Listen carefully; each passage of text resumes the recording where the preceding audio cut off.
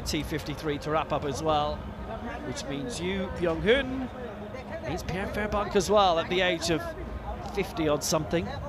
It's all to come between now and the end of the night, and probably we'll have a women's 400 meters T11 as well about 10 minutes after that at 7:35. Those are all New Delhi times. You'll have worked out your time zone by now. So excellent day so far, and Steph Reed, good evening, and a lot to look forward to tonight as usual. Yeah, we're three days now, we are definitely 3 days into this championship. Sometimes we tend to lose our bearings as we're here all the time as commentators. But one of the things that I've really enjoyed about this championships is that now that it's in India, India has had the chance to really develop their Paralympic throwers, and we know they love javelin here, and so hopefully they're going to be excited about this women's javelin throw F34. Yeah, they certainly will be. Good evening to everyone. It's going to be a delight to watch these type of events tonight. Zhou Luwan, the Paralympic and World Champion, 6-time Paralympic gold, 9 times World Championship gold, will go out as the favourite, absolutely no doubt whatsoever. There's 3 F33s going in the F34 women's javelin throw as well. You can see on your screen there, Zhao, Julia Haynes and Bujada are the 3 athletes who are the F33s. So 10 in total, and they'll all take 6 throws at the same time before it moves on to the next person. Hence these ones throwing at the beginning of the evening, so it does take a little bit of time. We'll have the women's javelin throw at F34, also the men's discus throw F52 as well coming up in the next 5 minutes as well. Looking forward to that much. But here are your fields for the women's javelin throw F34. Down there at the moment is Nepetnikova, neutral para athlete. She's also into darts, and she's a para swimmer as well. Anyone who likes darts, I've got a lot of time for.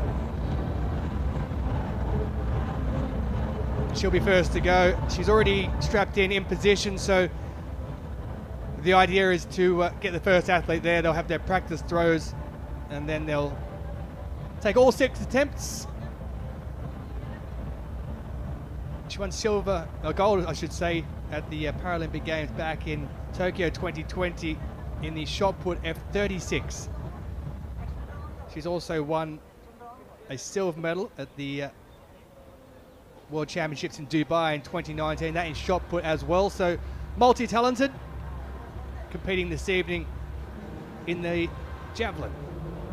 Lifetime best of 16.20 for her.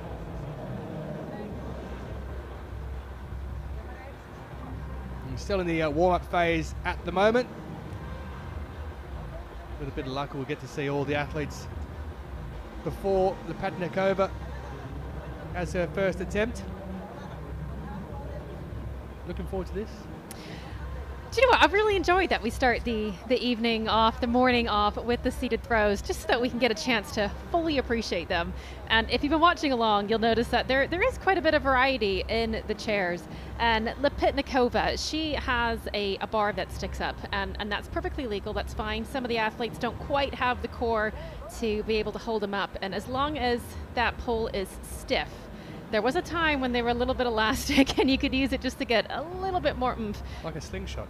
Yeah, so obviously they decided, okay, we can't have that in the throws. So as long as it's a rigid pole, you are allowed to hold on to that or anywhere else on your chair in order to help keep yourself upright and balanced. Well, time to go through the field. Ken Zhao, who was 7th back in Dubai in 2019. She's an F33 athlete, a best lifetime for her of 16.37. One of 2 Chinese athletes going in this one. Elena Oliver, neutral Paralympic athlete. Julia Haynes of Canada, she's an F33 as well, graduated in 2017 with a biomedical science degree. She's also done wheelchair rugby. 4th in the world last year from Tunisia. Yusra Benjema, who debuted at the 2008 Paralympic Games in Beijing. The world and Paralympic champion from the People's And here she is, Zhou Luwan, gold medalist at the last 3 Paralympic Games in this discipline. Fifth at the Paralympic Frances Games, Herrmann of Germany. Frances Herrmann. Silver in Paris in 2023. Bronze way back in 2015. Also picked up a couple of medals at the Paralympics.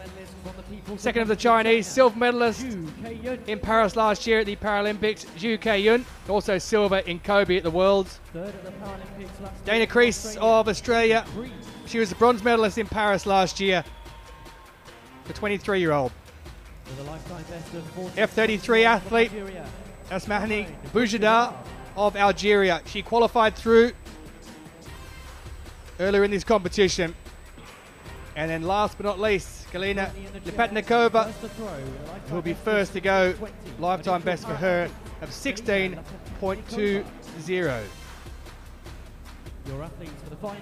Former shot putter, now doing javelin. And she'll take all 6 attempts before the next athlete moves into position, which will be Boujada.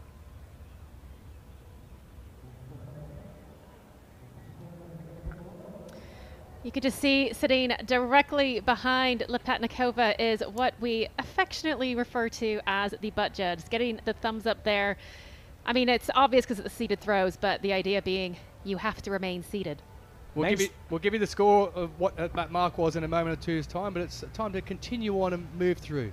Because they're absolutely throwing field events at us all the time and throwing events. F52, so this is seated. And we've got one of the all-time greats in this, Igaz Apinis, the 4 times Paralympic champion and 7 times world champion, and he's still winning medals. And he'll definitely be in contention today, not much doubt about that. But Andre Rossi as well, the reigning world champion, goes in this too. 8 involved, and again, this is a seated competition, so everybody throws all their attempts at once. This starting 5 minutes after the previous one. 14.14 that throw for Lipatnikova, by the way, in the javelin throw F34 final for women. Everybody's ready, including this man, particularly this man, Vladislav Grib, who is a neutral athlete. But this is the man who holds the title. He's the reigning world champion for Brazil. Bronze in the Paralympic Games, Andre Rocha. Now alongside him, he's a 1950 man in his career. European titles twice over for Grigoris Encislis. 4th in the world last year from Lithuania. Kęstutis Skukaš finished 4th in the discus in the World Championships last year in Kobe for Lithuania. 4th in Paris for Velimir Sandor of Croatia. Silver before that in Tokyo. And silver last year also in Kobe. Zoltán Beseny of Hungary next up. He's a 1732 man. He's been involved in a few sports in his career. So the 4-time Paralympic, 7-time world champion for Latvia. There's only one, Igaz Apinis. 6th in the World Championships last year for Lithuania. Raimondas Dabuzinskas. And here he is ready to go. The neutral athlete, 5th in the World Championship final in Kobe last year. And subsequently 8th in Paris at the Paralympic Games, Vladislav Grib. I should tell you as well, Zoltán Beseny, former professional motorsport driver, is well-known Hungarian motoring journalist. I'm not going to say he's the Jeremy Clarkson of Hungary, but he's the Jeremy Clarkson of Hungary. So Grib, he'll have his practice throws to come.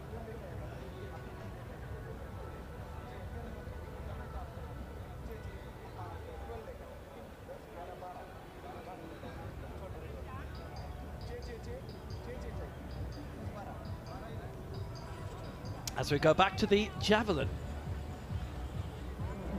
And Lipatnikova onto her 4th attempt. 14.14 for her opener. A foul for her second. 14.14 for her third. So she's consistent. And this, the 4th attempt, as we wait for the mark.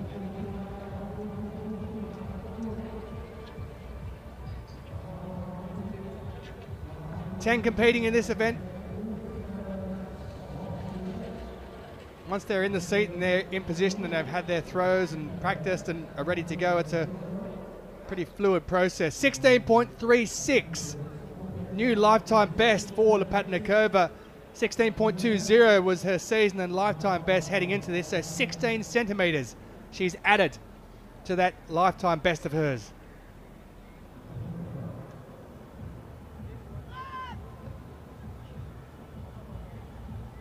It certainly helps. So the more flexibility you've got there in that back area, you can just launch yourself by holding onto that pole, but you've got to be very careful to make sure that backside stays down and the judges don't call a foul on it,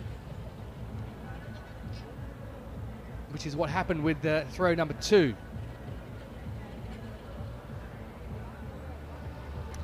You can see there, it looks like there's almost a seatbelt sitting across her lap. And again, that is because the judges have to ensure that all of the strength, all of the velocity is being generated just by her upper body. And this is very tightly regulated. Specifically, according to the rule book, they are looking to make sure that your ischial tuberosities are in contact with the chair. Now, obviously those are bones, very, very hard to see. They don't have x-ray vision, but they have to make the best call that they possibly can. So the final attempt, 16.01 with her 5th for Lepatnikova. Whichever way it happens, a lifetime best was thrown with number 4 though, so she'll be more than happy. Some people don't like going first, but if you can manage a lifetime best and you've improved on what you've thrown beforehand and you can't do much more than that, off comes the belt. It's a foul for her final attempt, so the lifetime best with attempt number 4, 16.36 metres for Galina Lepatnikova, neutral Paralympic athlete.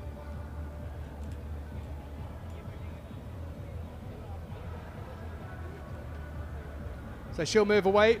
Bujadar will be next up and get strapped into position as an inquisitive crowd looks on.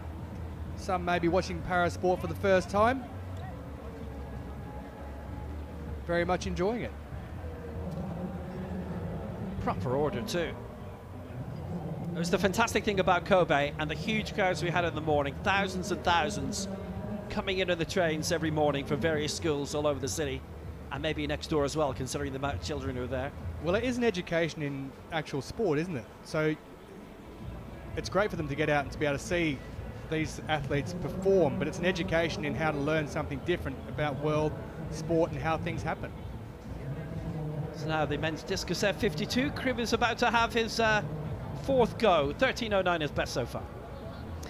The great thing as well is that it is impossible to fall in love with the sport unless you know about it. And so having it in India, it being the first time they've ever hosted a Para-World Championships on the scale, and you just think the most populous nation in the world, what an opportunity to introduce literally millions of people to a new sport. Now he's having his next 3 attempts. He gets the white flag. So his lifetime best has already been beaten twice today. He's gone past his season's best all the way.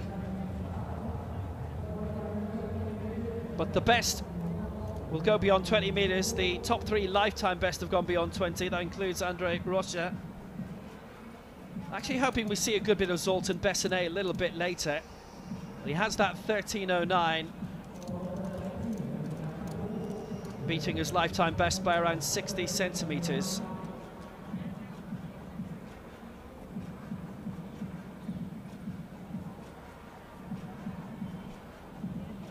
A lot of the big hitters are going early, including Aigas Apinas, who's going 3rd.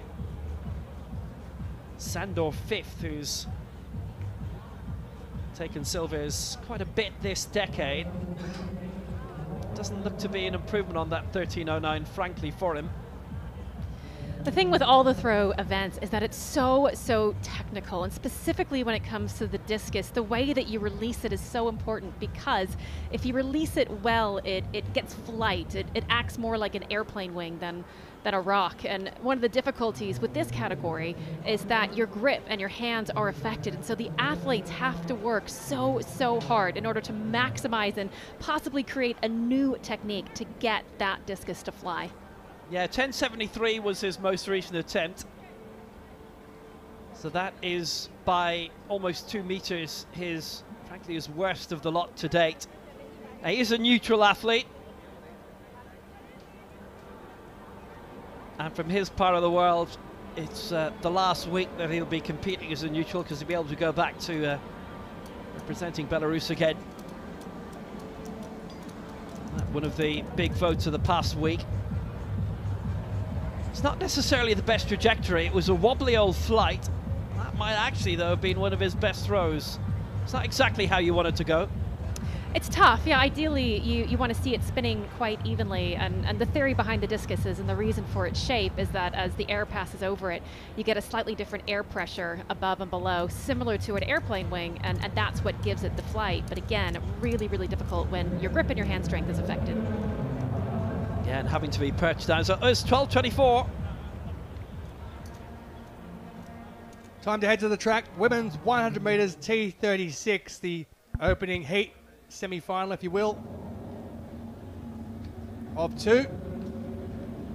Field of 5 going in this one. It'll be the first 3 who move through. Kira Wright, representing Australia, 17 years of age. She's already picked up a medal here, silver in the shot put. Major championship debut, a PB. Yam Kwok Fan made her debut Doha back in 2015 for Hong Kong. We'll go in lane 4. Lady who was 5th in this event in Paris last year at the Paralympic Games, Araceli Rotella of Argentina in lane 5. Second of the Australians to go in this, Marley Lovell, who was 4th in this event, just outside the medals in Paris. Bronze in the 200 metres though at the Paralympic Games. And Danielle Aitchison, silver in this event at the Paralympics. She took bronze back in 2020, silver in Kobe last year as well at the Worlds. She was a gold medalist in the 200 at the 23 and 24 World Championships. On your marks. So a very Antipodean field with 2 Australians and a New Zealander in the field. It is the first 3 who automatically qualify, and then across the 2 heats we'll have the next 2 fastest qualifiers go through to the final. Wright in 3, Yam in 4, Rotella in 5, Lovell in 6, and Aitchison in lane 7. They get away, and it's Aitchison who gets away quickest of all, but looking very strong on the inside is Kira Wright as well. But Aitchison puts the afterburners on, and she's going to go through in first position. It'll be an Australian 2nd and 3rd. Aitchison takes it, 13.97 is the time. Marley Lovell in 2nd place, and Kira Wright comes across in 3rd in the automatic qualification positions. So an easy enough race there for Danielle Aitchison after the first 40 or 50 metres. Season best time for her in first place. Lovell in 14.54 for her. A new lifetime best for Kira Wright in 14.94. Isn't she having a fantastic World Para-Athletics Championships? A silver medal in the shot put, and now a lifetime best in the heats of the women's 100 metres T36. Well, that was a heat that pretty much went to script. So instead, I actually want to go back to the start, because you would have noticed that there was a little bit of difference in terms of the athletes that chose to use starting blocks and those that didn't choose to use starting blocks. So the women's T36 category it's an impairment coordination category. And so for some of the athletes, they don't find it very helpful to start from a crouched position, and it's only for the T20 athletes and the visually impaired athletes that you have to use starting blocks. So the general rule is you work it out with your coach, you figure out if it's helpful or not. Really all that matters is you start in a position that allows you to accelerate. So there's our 3 to go through. Season best for Danielle Aitchison, Marley Lovell in 2nd, 14.54. Kira Wright with a lifetime best, 14.94. Her best coming into this was 15.28, so she's taken quite a chunk off that lifetime best. Yeah, we'll have to wait and see whether she is good enough to go through with one of those lucky loser times. The same with Rotella in 15.85 for her.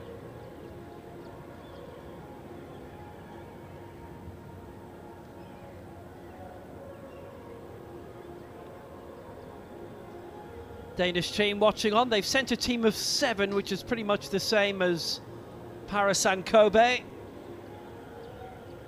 They've nobody really absent who they were expecting to have here, they've been saying.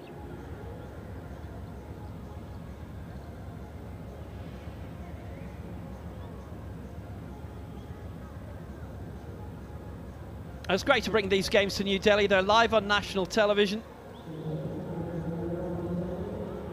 so it is pretty much unmissable. It's a warm old evening here. For many, it has been worth the trip.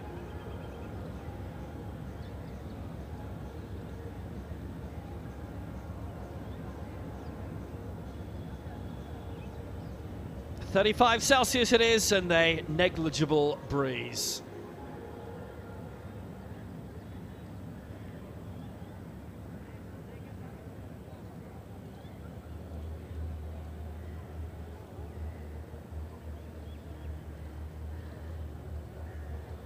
Good time by Aitchison in that first semi-final, effectively, of the 100 T36.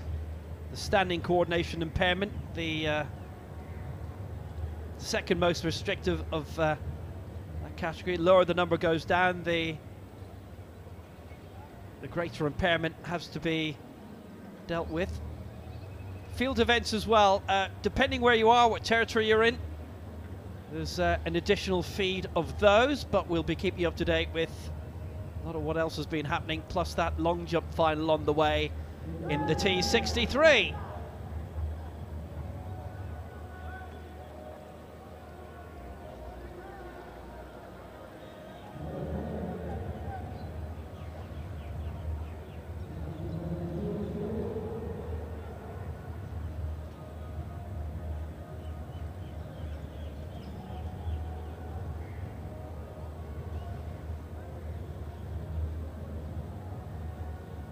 And for those from Southeast Asia and a little bit further east, some good viewing tonight.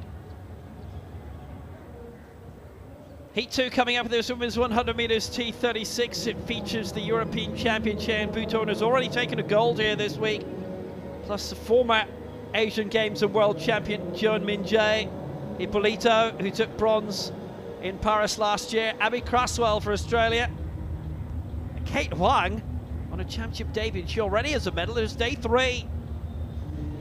And in lane 3, the new shot world champion. It's actually her first world championship, curiously. European champion going back to 2021. Gold in the one for Cheyenne Buton, originally from Almere, which has a good para sports centre itself. In lane 4 for Singapore, 7th in the 100 metres in Kobe at the Worlds last year. Maisara Mohammed Hassan of Singapore. You saw her fans earlier. In lane 5 from Brisbane, the former gymnast, 5th in the 100 metres at the Worlds in Kobe last year, Abby Craswell. In lane 6, on a championship debut, already bronze in the shot for Kate Huang. She goes in 6. In lane 7 for Brazil, the former 200 metres world champion, 2013 in Lyon that was, and medalled again last year in Kobe. It's Veronica Ippolito, and bronze in Paris at the Paralympic Games. And in lane 8, Asian Games and world champion, formerly Joan Min-jae of Korea. 4 times Asian Games champion.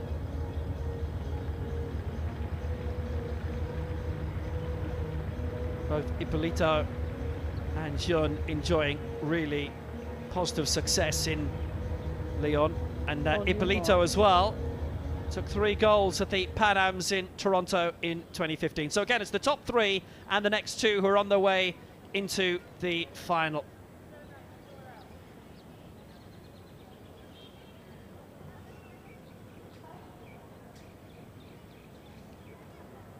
Butorn in 3, Mohammed Hassan in 4, Cresswell 5, Wang 6, Hipólito 7, and Jun is in lane 8.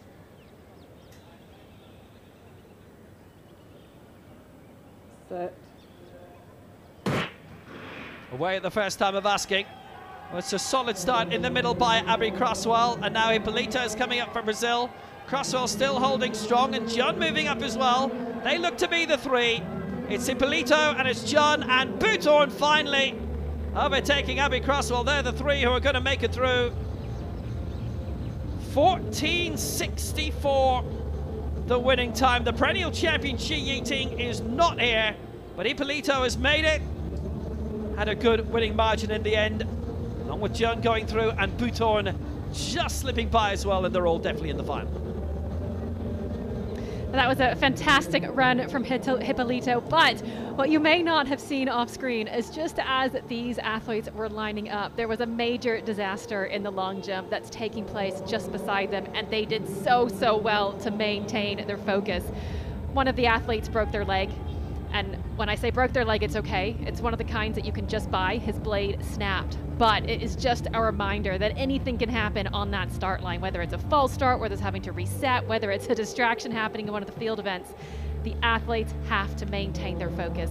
It's Hamza Gulen from Turkey who's in a bit of trouble down there, but they're going to have to fix it. But that's a different story for another time. Yeah, Hipólito's done very well there, and impressive how Butorn responded, having already picked up a gold here in the field and the shots. Good win for her. Well, those 3 are definitely through. So Hipólito, Jun and Butorn the 1, 2, 3, and Abby Cresswell, who is just edged out of the top 3, she qualifies anyway as the next fastest.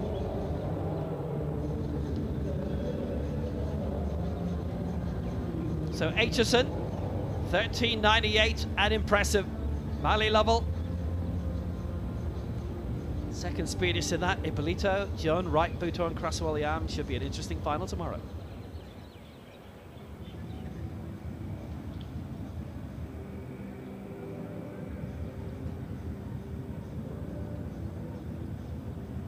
Back to the javelin. Women's javelin throw F34 seeded event. Bujadar has just completed her 6 throws. She qualified into this event, and her best attempt was 12.48, so she's in second position. A foul for her first, 11.43 with a second, a foul with a third, 11.91, 12.48, which was her best for her penultimate attempt, and then 12.38. So 12.48 for Asmahani Bujadar of Algeria. F33 athlete, 14.21 was her best, but she didn't quite get there.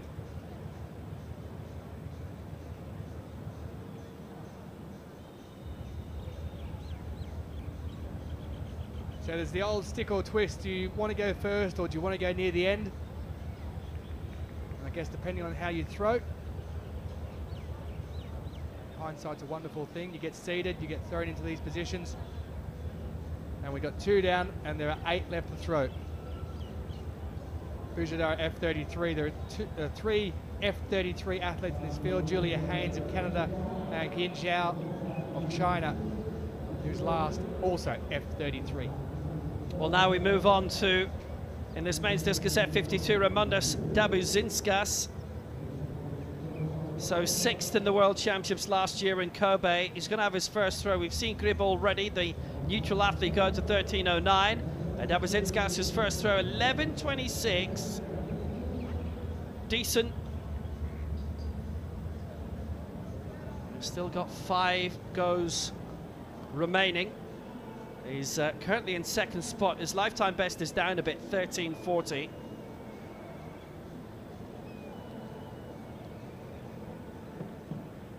As we go to the next final, the women's 100 meters, T38. Some great champions in this. Lanes 3, 5 and 6. So much glory between Sophie Hahn, Karen Palameke and Luca Eckler before. So starting off in lane 2 for Australia, World Championship silver in 2023 in Paris, couple of Commonwealth Games bronzes for Rhiannon Clark for Australia. In lane 3 for Great Britain, the twice Paralympic 100 metres champion, 7 world titles, 5 Euro golds for Sophie Hahn.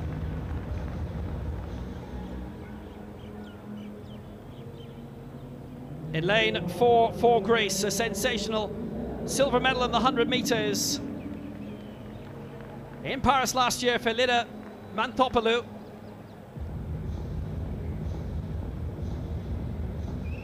In lane 5 for Colombia, the reigning Pan Am world in the 2 and the 4, and Paralympic champion Karen Palameke, latter in the 1 and the 4, 5 Pan Am golds in the 1 Games in 2023. In lane 6 for Hungary, the Paralympic long jump champion, silver in the 4, 5th in the 1, 6 world champions for Luca Eckler. In lane 7, a championship debut for 16-year-old Colombian Angie Mejia.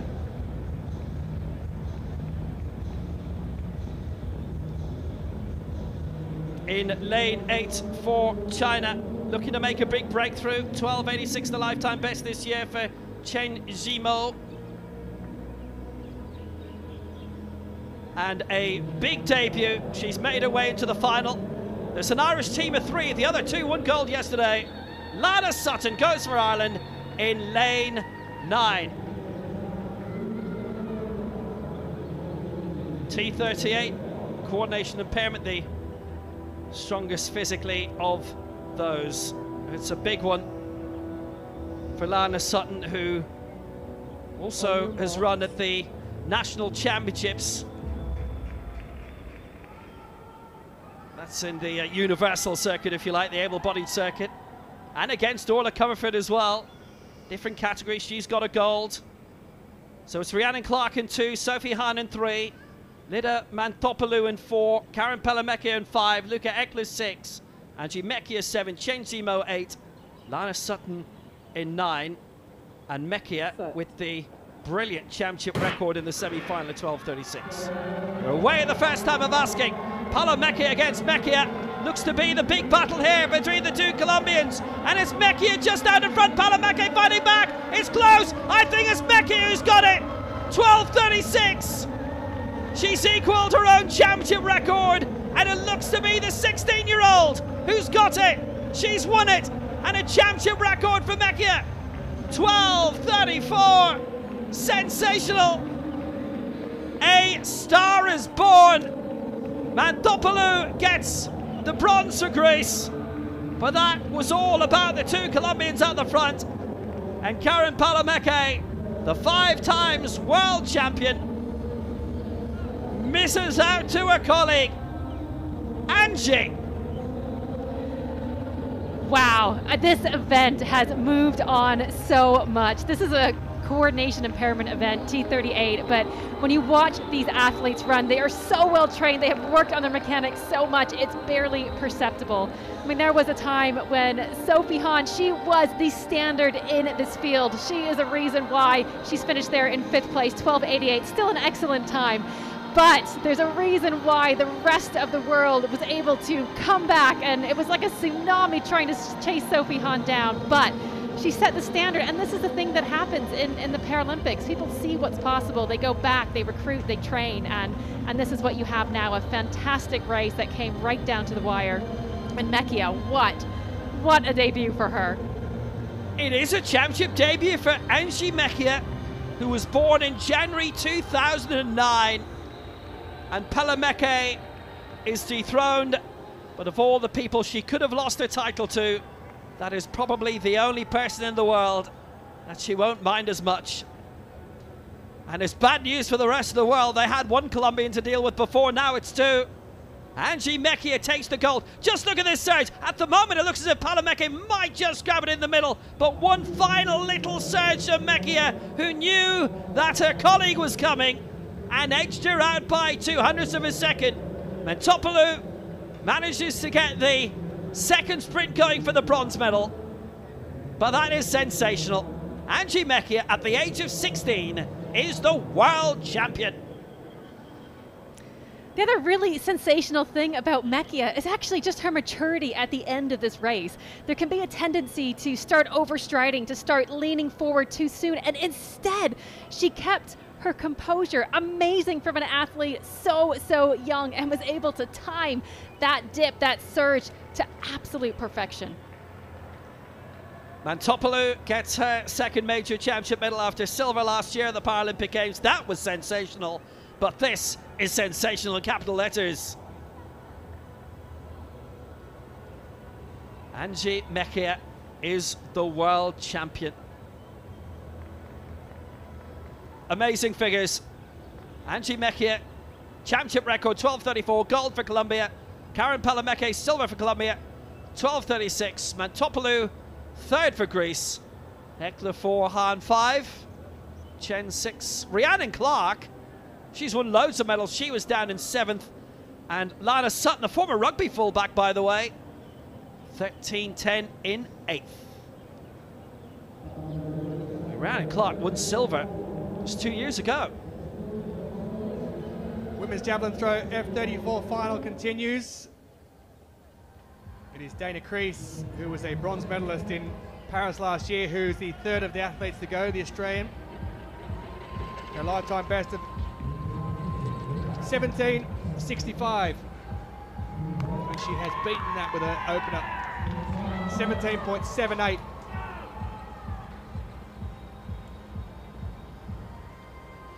It's a new Oceania record. So what is number 2 coming at? She has gone into first place after her opening attempt. Only the third of 10 who's throwing at the moment. So all 6 at the same time. In case you're new to Paris Sport and have just joined us, the seated events. All 6 throws taken before they move along to the next athlete. Well, that one's out near the championship record mark.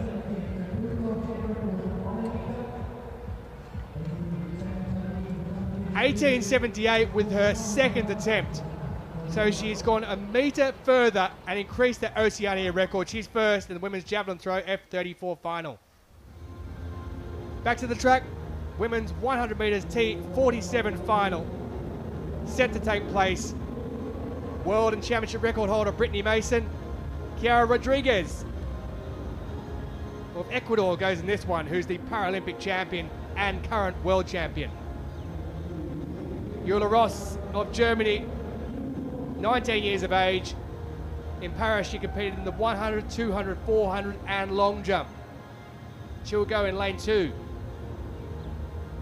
Brittany Mason, who was silver at the Paralympic Games last year and in 2020 in the 100 and 200. She won gold in this event in 2019 in Dubai. She's a championship and world record holder. The lady who was 7th in Paris last year, Maria Augusto da Silva, bronze medalist last year also in the 400 and bronze in 2023 in Paris in the 400 as well. She goes here in the 100.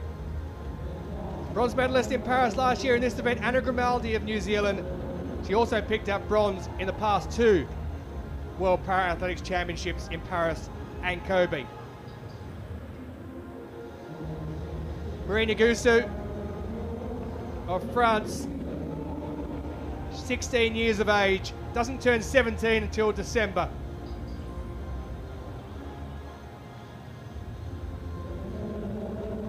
Here she is, the Paralympic and world champion. 5 world championship golds across the 100 and long jump.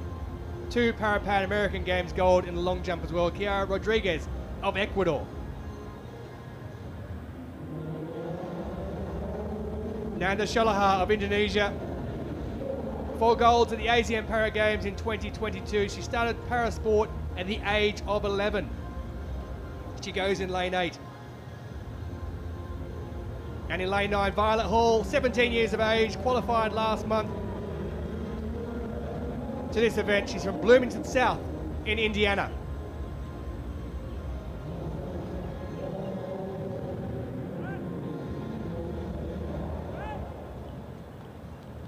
So ready to go in the women's 100 metres T47 final. On your mark. It'll be Ross in 2, Mason in 3, Augusto da Silva in 4, Grimaldi in 5, Nguso in 6, Rodriguez in 7, Shalaha in 8, and Hall in lane 9.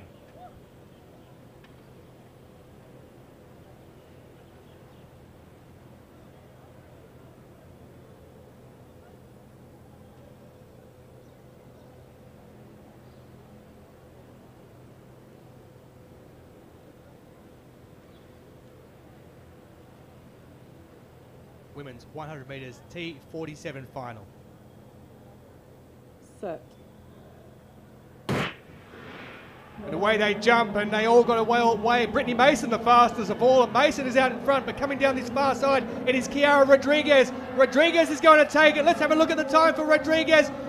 11:98 is the time, so it's outside the championship and world record. And it looks like it might have been Nguso who's picked up second position. It's Augusto da Silva, in fact, with a lifetime best, but a season best for Chiara Rodriguez. 11:97 for her. Augusto da Silva, that lifetime best with a silver. But what a run from Chiara Rodriguez. She absolutely exploded around the 50-metre mark. It was Brittany Mason who got away fastest of all. She got the best jump, but she just couldn't maintain as she went through, and she got reeled in. Nguso has picked up the bronze medal, 16 years of age. She was 6th last year, but that lady there has yet again become the world champion. Chiara Rodriguez picks up first place.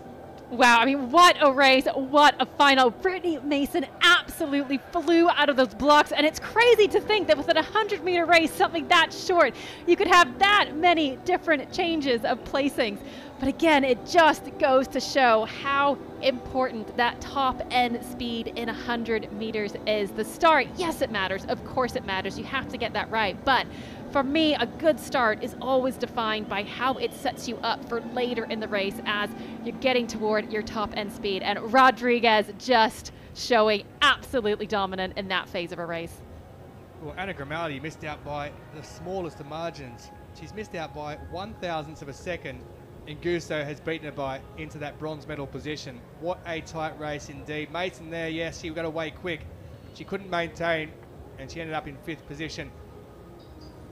But it is Chiara Rodriguez with a season best, takes the gold yet again for her. That's a 6th World Championship gold for her across both the 100 and the long jump. Augusto da Silva, lifetime best silver, and at just 16 years of age, Marie Nguso of France, a lifetime best for her of 12:29, winning by 1/1000th of a second ahead of Anna Grimaldi of New Zealand, who misses out.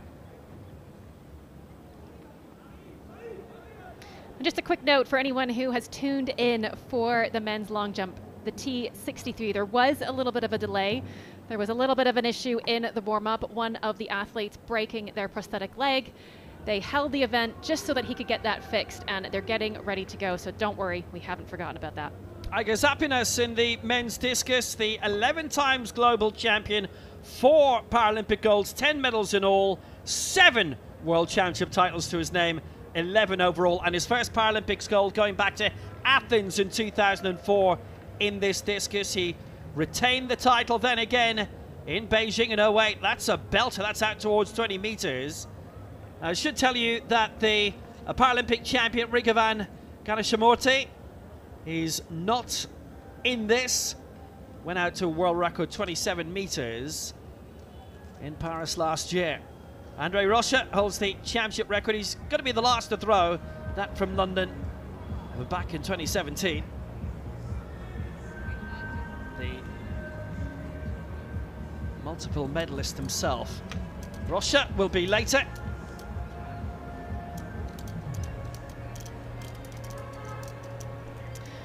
Right, after a short delay, the men's long jump T63 is about to get started, and my goodness, this is going to be exciting.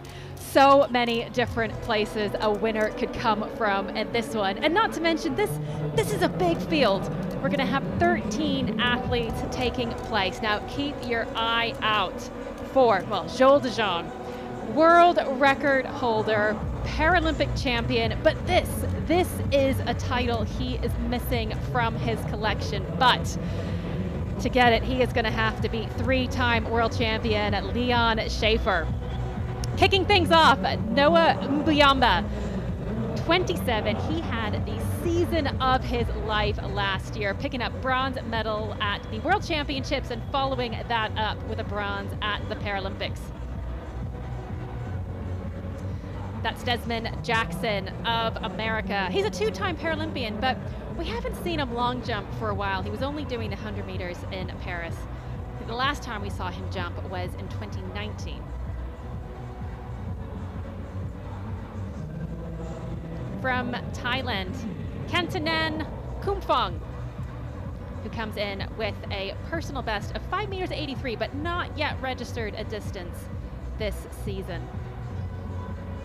A man who doesn't need introducing, Daniel Wagner, former gymnast, not to mention former Dancing with the Stars celebrity competitor back in 2022. Ezra Freck, we've already seen him in action. He was second in the high jump, and he was, in his own words, not happy about it. You know he's coming back here with some extra fire in this long jump.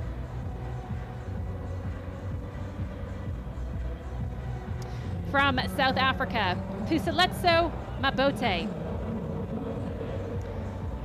He is a big stage performer, having set an area record in Paris en route to finishing in 6th. Oh, Luke Sinnott, so much you can say about this man, and I will have more to come. But the exciting thing is he is coming into this competition in the shape of his life with a shiny new PB at the age of 45.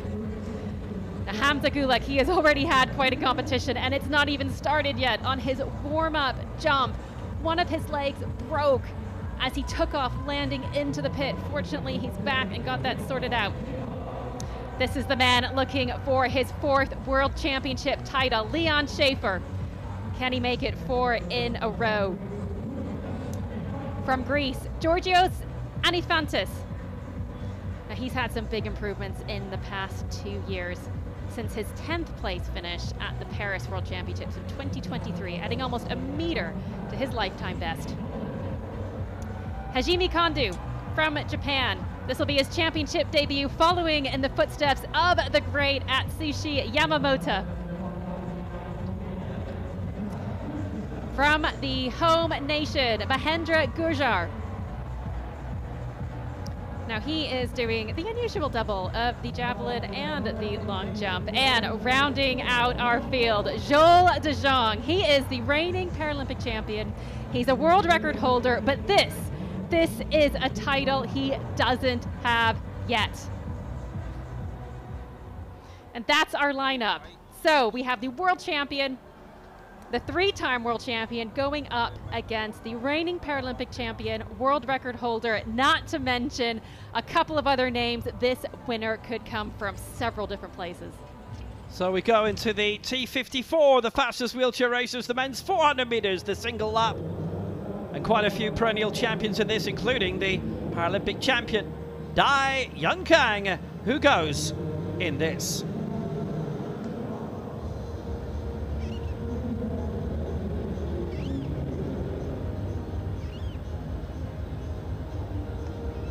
So there are going to be 3 semi-finals, as they effectively are. Al-Bara Al-Khani of Saudi Arabia, the really speedy 18-year-old, he goes in lane 9. We've had quite a few new names come into this of late, and here's another one, Gabriel Sosa of Argentina, going in lane 8. In 7, the Asian Games silver medalist in the universal relay and bronze in the 1 2 years ago in Hangzhou, Janelle Arapin, a bronze in the universal relay in Kobe last year. That was sensational for Indonesia. Sam Carter, we'll be seeing him in a moment for Australia, in lane 6. Commonwealth Games bronze medalist in Birmingham in 2022. 5th in the 100 meters final in Tokyo in 2021. Looking for a big global medal if he can. Pipamon Sianglam of Thailand, 7th in the 400, but 4th in the 1500 meters in Paris last year at the Paralympic Games. That's where the former Armenia Army man Sirambat Karapetyan went out in the heats last year in Paris. And it is the reigning Paralympic champion and the reigning world 800 meters champion, Dai Yongkang of China. He goes in lane 3.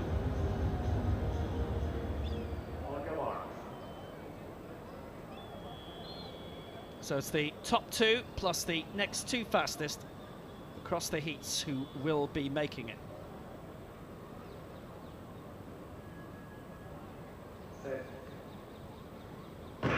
And away they go at the first time of asking. So Dai, Karapetyan, Sianglam, Carter, Arapin, Souza and Alkarni are the 7 who are going in this. It's nice to see Alkarni coming in at the age of 18 and what he potentially might be able to show us on a big World Championship debut. And Gabriel Sosa as well, the Argentine.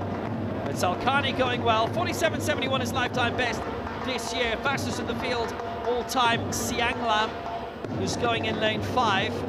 As they straighten up, Sam Carter trying to make his little move, and Dai Yongkang as well, the Paralympic champion. It's only the top 2 who are going to make it, and Alkarni on the near side and Dai at the far, and it's a Dai day. Dai Yongkang takes it. Albara Alkarni makes it too. Very good progress for the 18-year-old, but Dai Yongkang is through, as you might expect. 46.51 his winning time, and Alkarni, well, absolutely brilliant display by him. 46.67 takes over a second of his lifetime best. Sam Carter third. It's such an exciting part of your career that Alkarni is in, and you're just coming into your full strength and your power. And look, taking almost a second off of your personal best in a short sprint, it may sound like a little bit, but it's actually an obscene amount of time to take off in one race. But that's the thing, when you give athletes a chance, put them on the world stage, and you just see how they react, sometimes you get a response like that. And as a coach, as an athlete, it's so exciting just to see that hard work, that potential, that talent come through when the athlete is under pressure. And the thing with the T54 wheelchair racing categories, look, it's an event that takes a while to develop. And in some ways, it's been a bit of a victim of its own success, and that the standard has gotten so high. Countries know that it's going to take a long time and a long investment from that athlete. So to see such big fields here in this men's 400, this is really exciting. That was perfect by Dai Yongkang, the way he was able to glide through in the end. And Albara Alkarni, he went out in the semi-finals of the Asian Games 2 years ago in Hangzhou, and look at him now. He's following in his own beat. Dai's made it, Alkarni too, and Sam Carter. Well, 46.91, doable. He might have a lot of confidence that he will make it. Mind you, if you're in the hot seat, his own hot seat, you have to wait and see.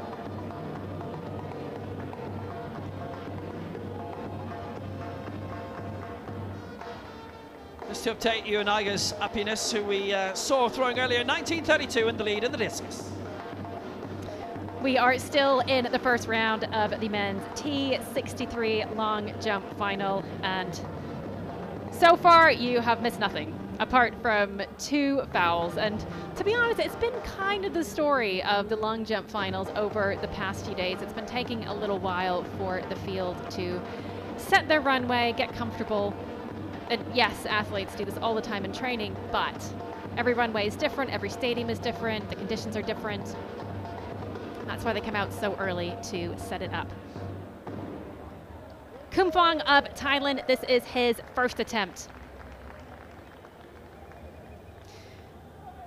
Now, one of the things you will notice as we go through this field, this is a men's T63 final. And so T63 is an above-knee amputee and an athlete that uses a prosthetic leg. However, within this, T61s are also eligible to compete along with T42s. Now, don't worry if you feel a little bit confused at the moment. I'm going to break it down, make it really simple.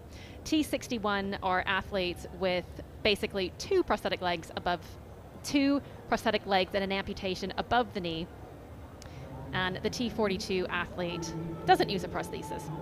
A season's best there for Kumfong at 5:59, and at the moment he is leading. However, I suspect that mark will be overtaken, possibly by this man, Daniel Wagner of Denmark.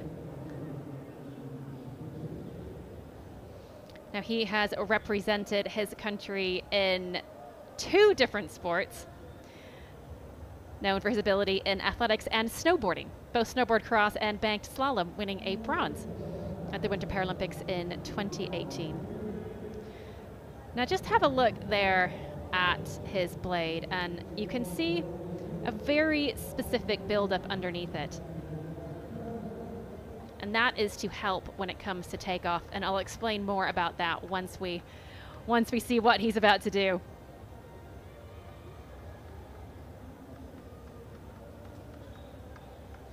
And he is absolutely flying there. Guttingly, that's a foul.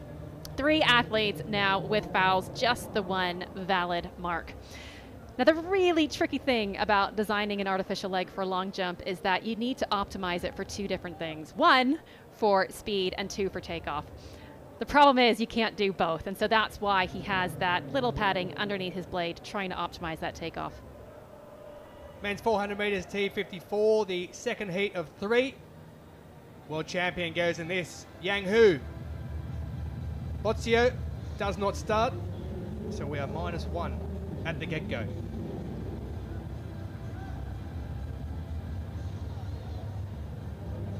Kutheret Konkrak took bronze in the 5,000 metres here already at these championships. He's medalled at the longer distances.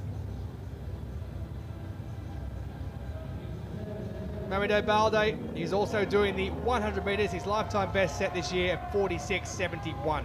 He'll go in 7. Lane 6 will be vacant due to that non-starter. Hu Yang,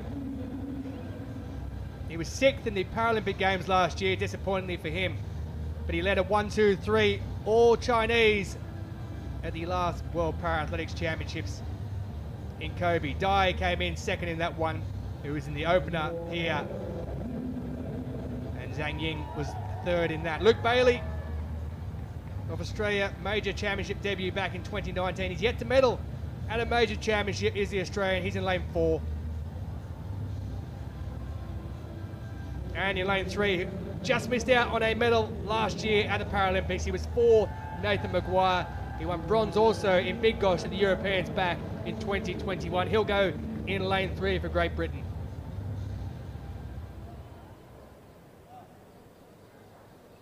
So the first 2 automatically qualify.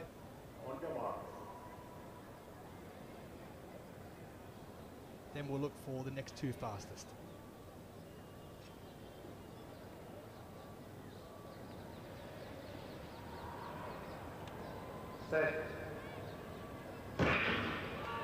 Away they go. Lane 6 is vacant. So Hu Yang has got no one on the outside of him.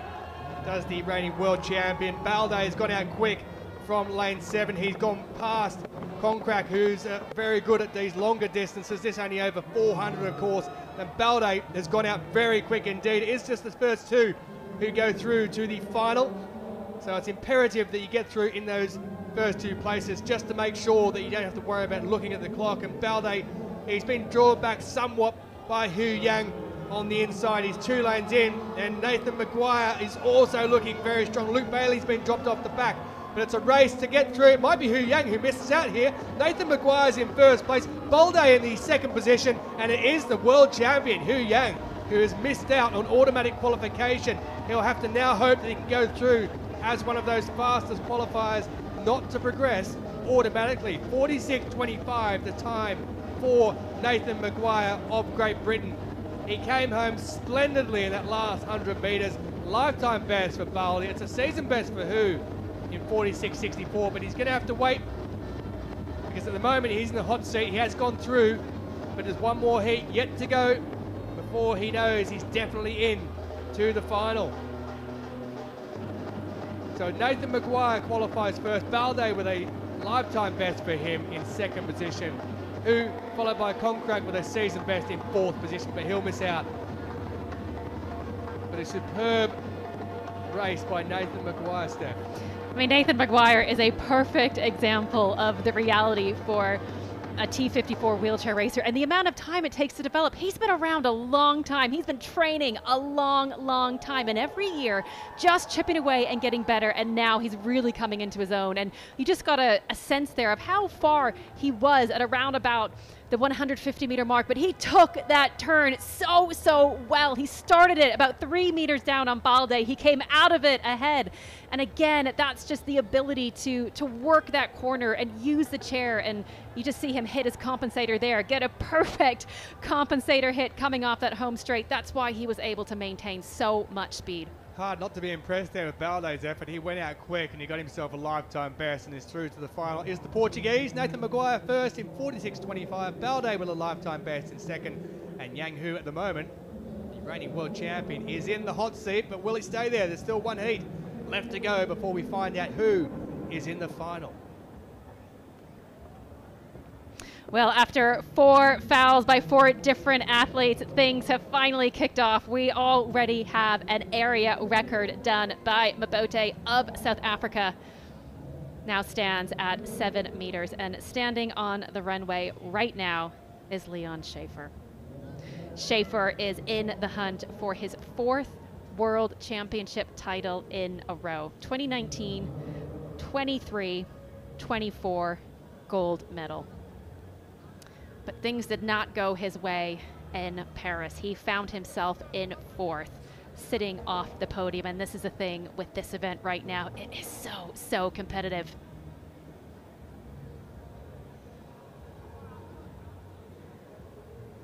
And my goodness, just look at the height, look at the hang time. Honestly, I think if you sat one of those officials in the pit, he would end up clearing them. Now, there's no doubt about it. The advancement of the blades and what they are allowing amputee athletes to do is definitely part of the reason amputee athletics has pushed on so much. 7 meters 15. It's a great mark, but he's a bit nonchalant about it because he knows that it's going to take more than that to hold off the likes of Jules de Jong. But as amazing as these blades are, the reality is they're inanimate unless the athlete is able to put the power, put the strength into them and coordinate that jump.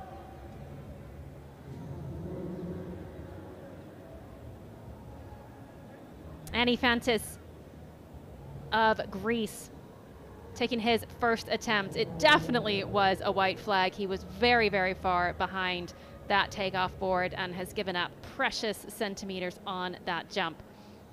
But an exciting athlete to watch. He has shown big improvements in the past 2 years. 2 years ago, he finished 10th at the Paris World Champs with 6 meters 62, with that jump coming up at 5 meters 50. But since then, he has jumped 6 meters 31.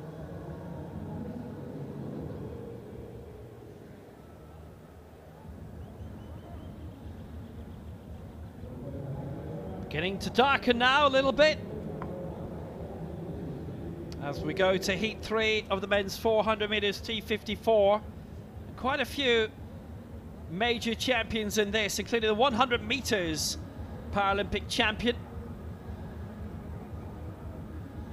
Juan Cervantes of Mexico. Now here's a man we're talking about because he holds a world record. It's the longest wheelchair wheelie, 10 hours.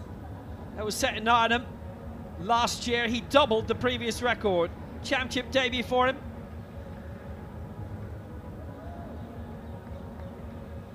He won't be doing that today. I don't think so anyway. Coming up, the 100 meters Paralympic champion. He was 8th in the 4 in Paris last year. Won Cervantes, bronze in the 1 in the Tokyo Games. He's in 8. In lane 7 for China. Bronze in the 4 in last year's World Championship in Kobe. Silver in the 1 in the Asian Games. Zhang Ying.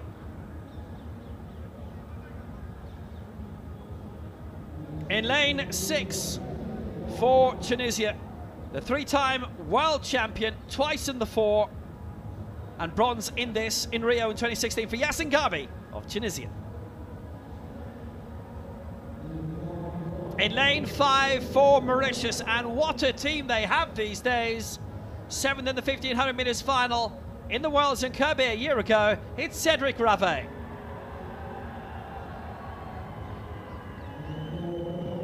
In lane 4 for Thailand, silver in the 1 and the 4 in the Paris Paralympic Games last year. The former World and Paralympic 100 metres champion Atawat Painua of Thailand. And Armenia have a wheelchair team now. We saw Karapetyan go out in the first semi-final. Here is Arman Sargsyan, who went out in the heats 2 years ago in Paris. The 41-year-old for Armenia.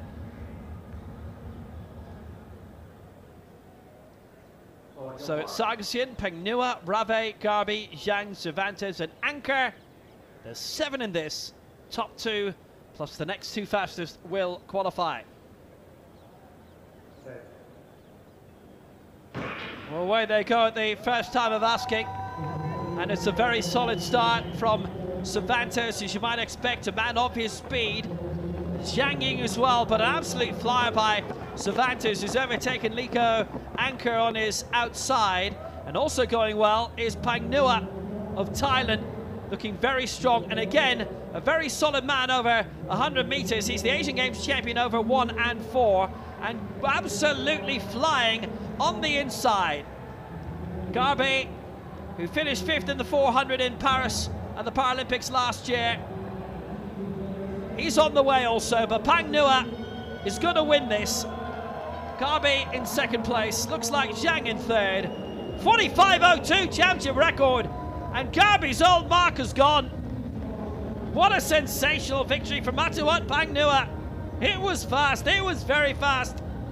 It's a season's best by 3/4 of a second, and Garbi a handshake to hand over the championship record, but he will be lacking in the final, seeking it back.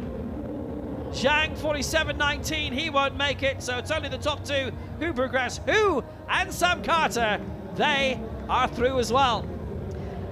I mean, I hope we get to see a replay of Painua out in full force. I mean, that was just absolutely beautiful technique. One of the most important things as a wheelchair racer is your seating position, because you want to be in a position where your arms can reach fully around the radius. And when I say that he had perfect technique, what I mean is it's just from the high elbow lift. Oh, perfect. Here we go. Look at the height on his elbows and the recovery, but even more important, just watch this wrist flick.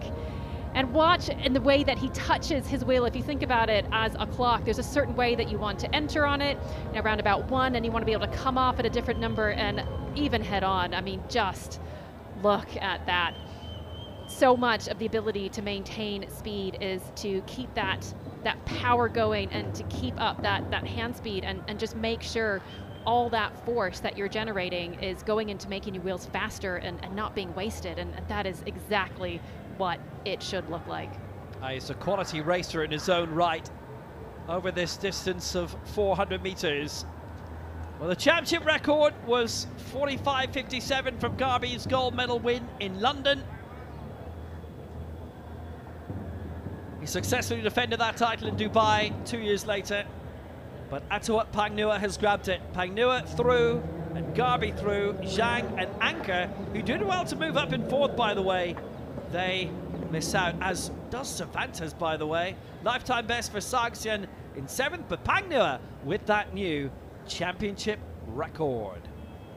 45.01, he's the fastest qualifier. Garbi, Nathan Maguire, Mahmoud Balde, Dai is there, Hu is there, Alkani, and Sam Carter for Australia in tomorrow night's final.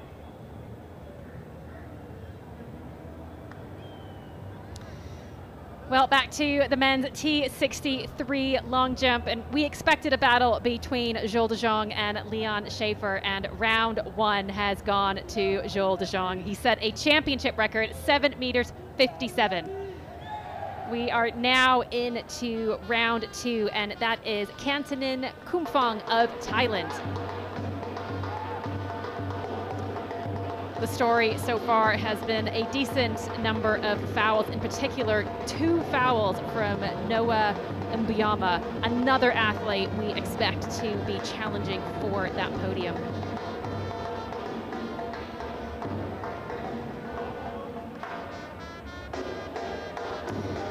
Now he's having no trouble with the board, and you can see a fantastic leg sheet at the end there. One of the things you really want to ensure is that you don't get a drag from your prosthetic leg.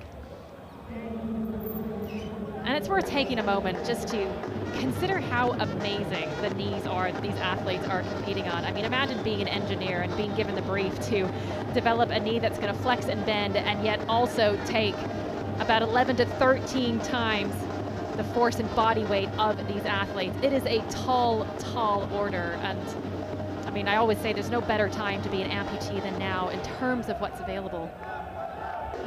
There was a time when one of the biggest issues with the knees for long jump was the sand getting inside them. And you would see athletes competing with all sorts of wrappings around them, just trying to make sure that nothing is affected by the components, but they're long beyond that now, perfectly capable of handling sand, handling water.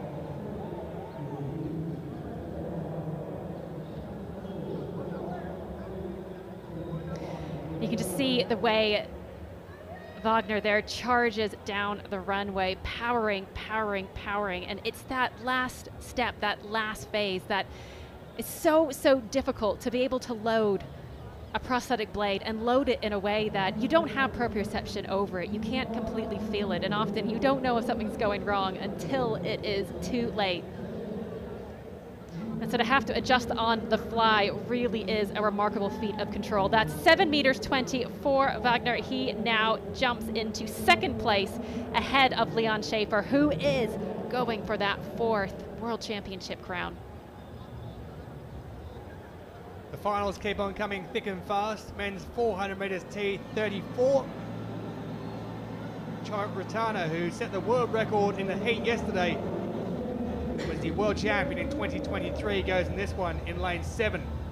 World champion currently, Mohamed Hamidi, is not competing at these championships.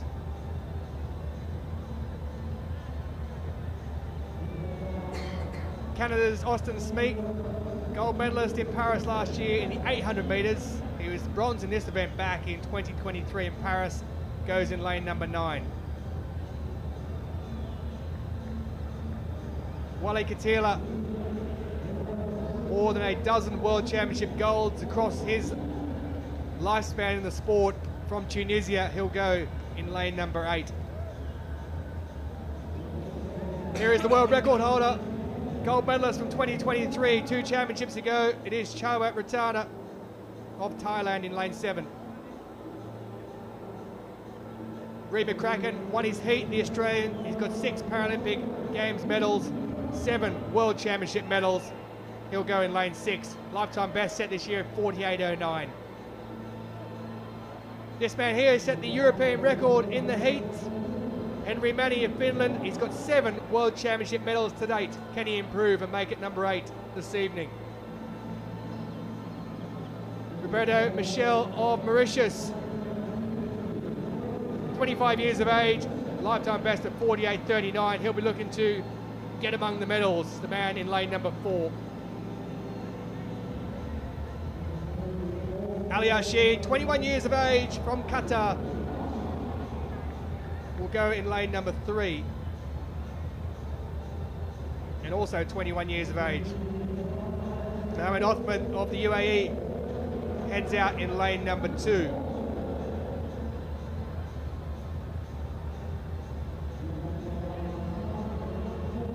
Expect this one to be quick. The likes of Katila and Ratana in lanes 7 and 8.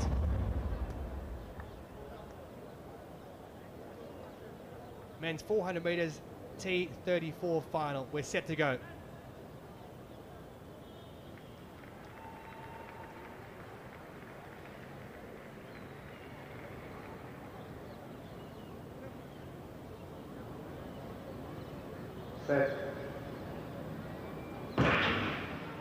And away we go. So just have a look there for the man in red, the world record holder, Chaiwat Ratana. He's already coming up on the inside of Wally Gatila out in lane 9. Austin Smeek has got away and chasing hard is Reid McCracken, the Australian, who's in lane 6 with the green vest on in the middle of screen. Ratana and McCracken as they go down that back straight. It's Ratana who seems to have a slight lead at the moment, but McCracken has the running because he's on that inside lane of the two of them. Austin Smeek is trying to keep pace on the outside. Wally Gatila in lane 8 is being left back somewhat in the black helmet in the background there, but it is Ratana and McCracken as they line up down the last 100 metres. Chaiwat Ratana is pushing away from Reid McCracken. It's going to be Chaiwat Ratana. The question is, what is going to be the time? He set the world record in the heat. He's not set it here. He still won the race though from Reid McCracken in second place. And Chaiwat Ratana, well, he was world champion back in 2023 in Paris. He's taken the title again in 2025 here in New Delhi. 48.01, Reid McCracken coming in 48.67, the Australian picking up silver. That makes it 8 world championship medals for McCracken, and Austin Smeek has picked up the bronze medal. He picked up bronze back in 2023, did the Canadian, and he's taken it again just ahead of Arshid of Qatar, the 21-year-old. But that man there, Chaiwat Ratana, he missed out on breaking the record he set in the heat. He won't mind though, because at the end of it, it's all about the medals and picking up that gold, which he's done. You made me smile, Tulson, because you almost sounded disappointed he didn't make back-to-back world records. But to be fair, he was really, really close. And actually, this is a great stadium and a great track for 400 meters because it's so enclosed and it's essentially windless. I mean, ideally, as a 400-meter wheelchair racer, you would love to have a tailwind behind you on the first curve in the back straight because it would just help you get up to speed that much quicker. But we knew coming in that it was going to be very, very difficult for anybody to beat Ratana, and that's because he is the Olympic champion in the 100 meters. He has that starting speed, and he just broke the world record in the 400 meters. We knew he had the endurance, but you know, I was impressed. Reid McCracken certainly gave it a crack. He tried, but at the end, you just see that speed maintenance, that speed endurance from Ratana carrying him through. Well, Reid McCracken did give it a crack, just like his name. Wasn't good enough. Chaiwat Ratana picks up a world championship again. That's 2 in 3 years for him. Ratana takes it. McCracken on right of screen there picks up the silver, and Austin Smeek of Canada left picks up the bronze medal.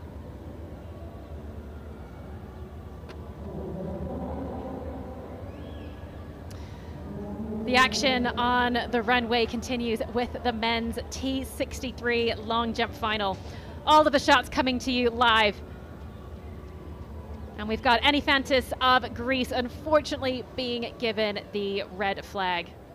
Now that is disappointing because with a field this size, 13 men, after the third round, there will be, well, it sounds a bit dramatic, but there will be a cull, which means that only the top 8 are going to go through and get their final 3 jumps. And right now, Anifantis is sitting on the cusp. And he is not the only one. We have, at the moment, 3 other athletes sitting on 2 fouls. But no surprise who's at the top. That is Jules de Jong. He is the world record holder, and he is now the championship record holder, laying down 7 meters 57 right off the start. You see the judges there monitoring that takeoff board. There's also a camera that's there, and so it's, as an athlete, you're able to go back and have a look at it and make that judgment in terms of what you're going to do with your runway. Are you going to change the way that you run, or are you going to move it back?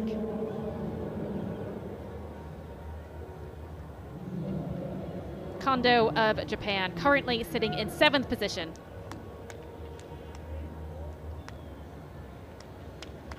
And that is an athlete who certainly has his runway sorted. So aggressive on the board in that he leaves barely anything there.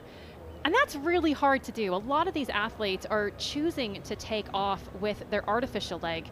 And again, to be able to have that ability to perceive where the board is and be that accurate with an implement that isn't quite part of your body. It's almost like you're working with it and you can't quite change it in the way that you would a foot. It's very, very difficult to be really, really accurate.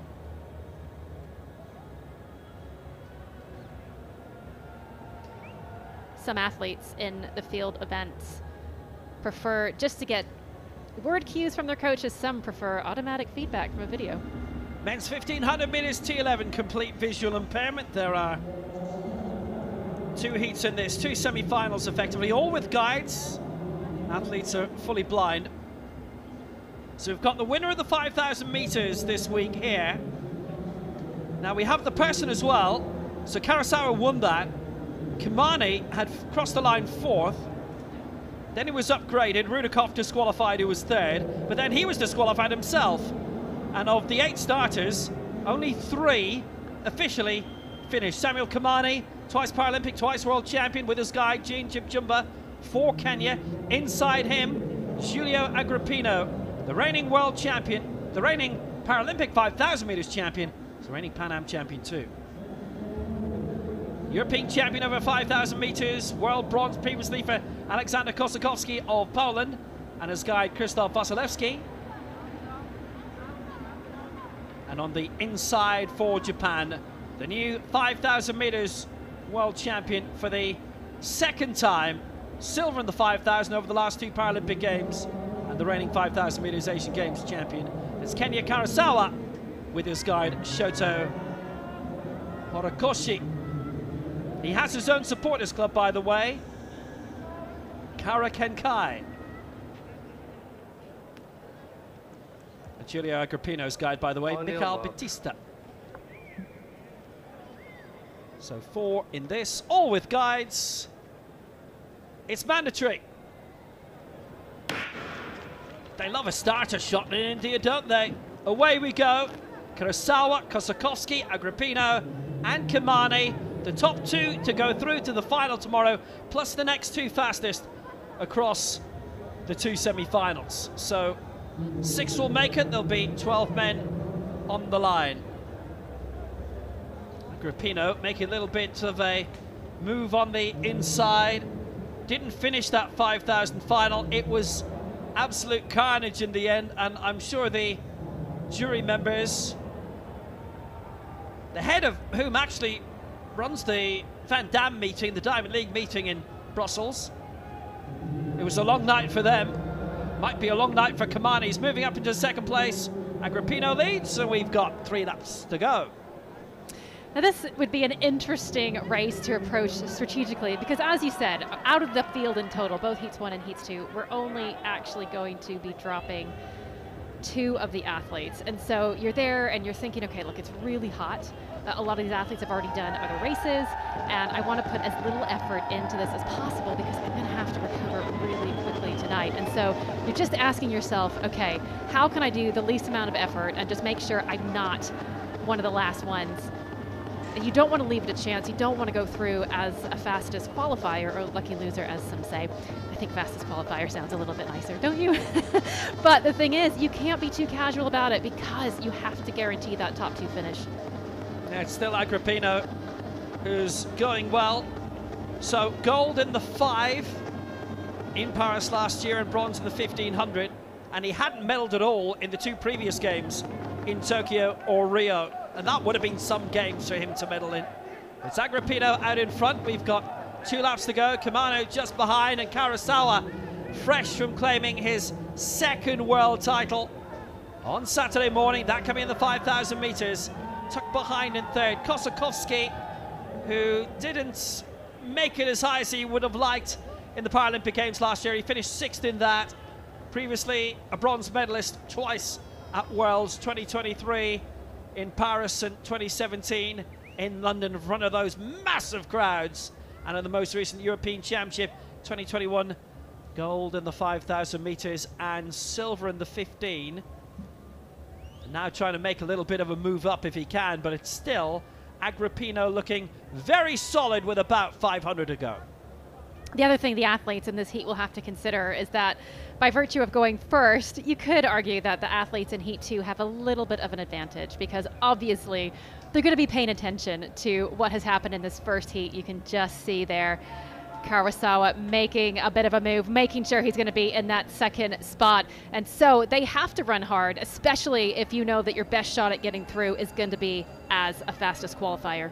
It's Agrippino leading at the bell. It's Kenya 2 and Kenya 3, but it's Kenya Karasawa for Japan in second place, and Kenya's Kimani in third spot. And it's only the top two are definitely going to make it. Kosakowski just sliding a little bit back. He's still the reigning European champion, a couple of world bronzes, but he is in big trouble right now. He's lost his pace more or less. So it's Agrippino, Karasawa and Kimani, the 1, 2, 3 right now. Agrippino didn't finish, Kimani disqualified in the 5. It was very much Karasawa's day, and he's happy where he is in second spot right now, alongside his guide Shoto Horikoshi. And for some athletes, they like a little guide commentary from their guide. Past Kimani, Karasawa is. Agrippino out in control. He's going to have to go way out into lane 3 or 4 if he's going to make it, Kimani. It's Agrippino leading the way for Brazil. Alongside him, it's Karasawa. Kimani trying to make a move. It'll be too late. Watch the guides. Everybody okay? Oh, not now, they're not. Kimani's gone down. Agrippino and Karasawa making it 1 and 2. And Kimani, well, it's a little bit of injury to be added to the insult of not making it. And he's in a heat and he's not got up yet. Oh, dear me. Now, you have to remember, it's a good win for Agrippino, 4:09. Edged out Karasawa. Kimani, if he's okay, he's still spread eagled out in the track, and you'll see a team coming to meet him. And obviously, it's complete visual impairment. He can't see who's in front of him. The spatial awareness isn't there. And he's just run in, I think, to Karasawa. But they were spread right across the track. There were 6 men who were angling to get there in the end. All the guides did the job right. Kosakowski in 4th, by the way. But at the moment, Agrippino and Karasawa are on their way to the final. You can just see the effort it takes out of the athletes to do that 1500. And I think possibly what happened with Kimani and his guide there, Kimani was just getting tired. He was tying up. And when you are physically attached to somebody, there's always a risk of those limbs getting tangled. And it is just one of the nuances of this event. But I have to say, it was Karasawa's move just before the final lap to get into that second place that really helped him to pick up that automatic qualifying spot, because he made life very, very difficult for Kimani and Kupchumba to come around. They had to go way wide off the corner into lane 3 and just couldn't make it up at the end. But okay, sigh of relief, good news. It looks like Kimani is back on his feet and doing okay, and can hope that he gets through in one of those qualification spots. Slight problem for him. He has an injured arm by the looks of it. It's being iced up. Hopefully for him, not too bad. Now, he started very slowly, actually, on the outside, but he whizzed things up for the remaining 1,475. And Agrippino pretty much leading that from start to finish. Looking very strong and solid. Kimani had moved up to second place behind him. And then on the outside, Karasawa making the big move and getting a little bit ragged, Kimani, with his guide, Jean Chipchumba, at that stage. You can see how far out they were. Agrippino, Karasawa, the 1-2. But just look, he ran into the guide of the Japanese runner, Shoto Horikoshi, just ran into the back of. Well, that'll happen. That's the T11, particularly in the longer distances. The 5,000, it was very chaotic. It was carnage, aptly on Saturday morning. A little bit of that for Kimani as well here now.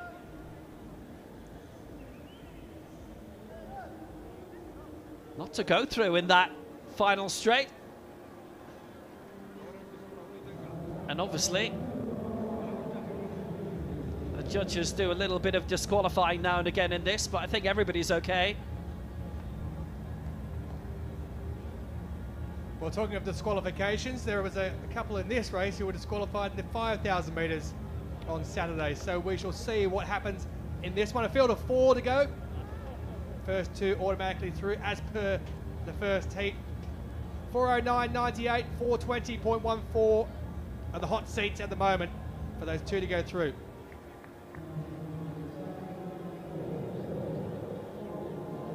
Darwin Castro Reyes, who took bronze in the 5,000 metres, from Ecuador. He'll go and start out on the outside. Yeltsin Jacks, the Paralympic champion and the world record holder. Champion for the Paralympics for the last two in Tokyo and in Paris. Wadashinya, who was a silver medalist in this in Paris and in 2020, disqualified in the 5,000 as well. And Fedor Rudakov, also disqualified in the 5,000. He was bronze in Kobe in this event last year and bronze in the Paralympic Games Tokyo 2020.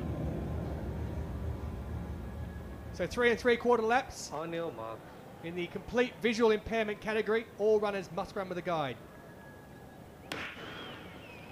And away they go, and as per normal, Rudakov just jumps out, but it's the reigning Paralympic champion and world record holder, Yeltsin Jacks, who takes to the front, as is his wont. He does it on many an occasion.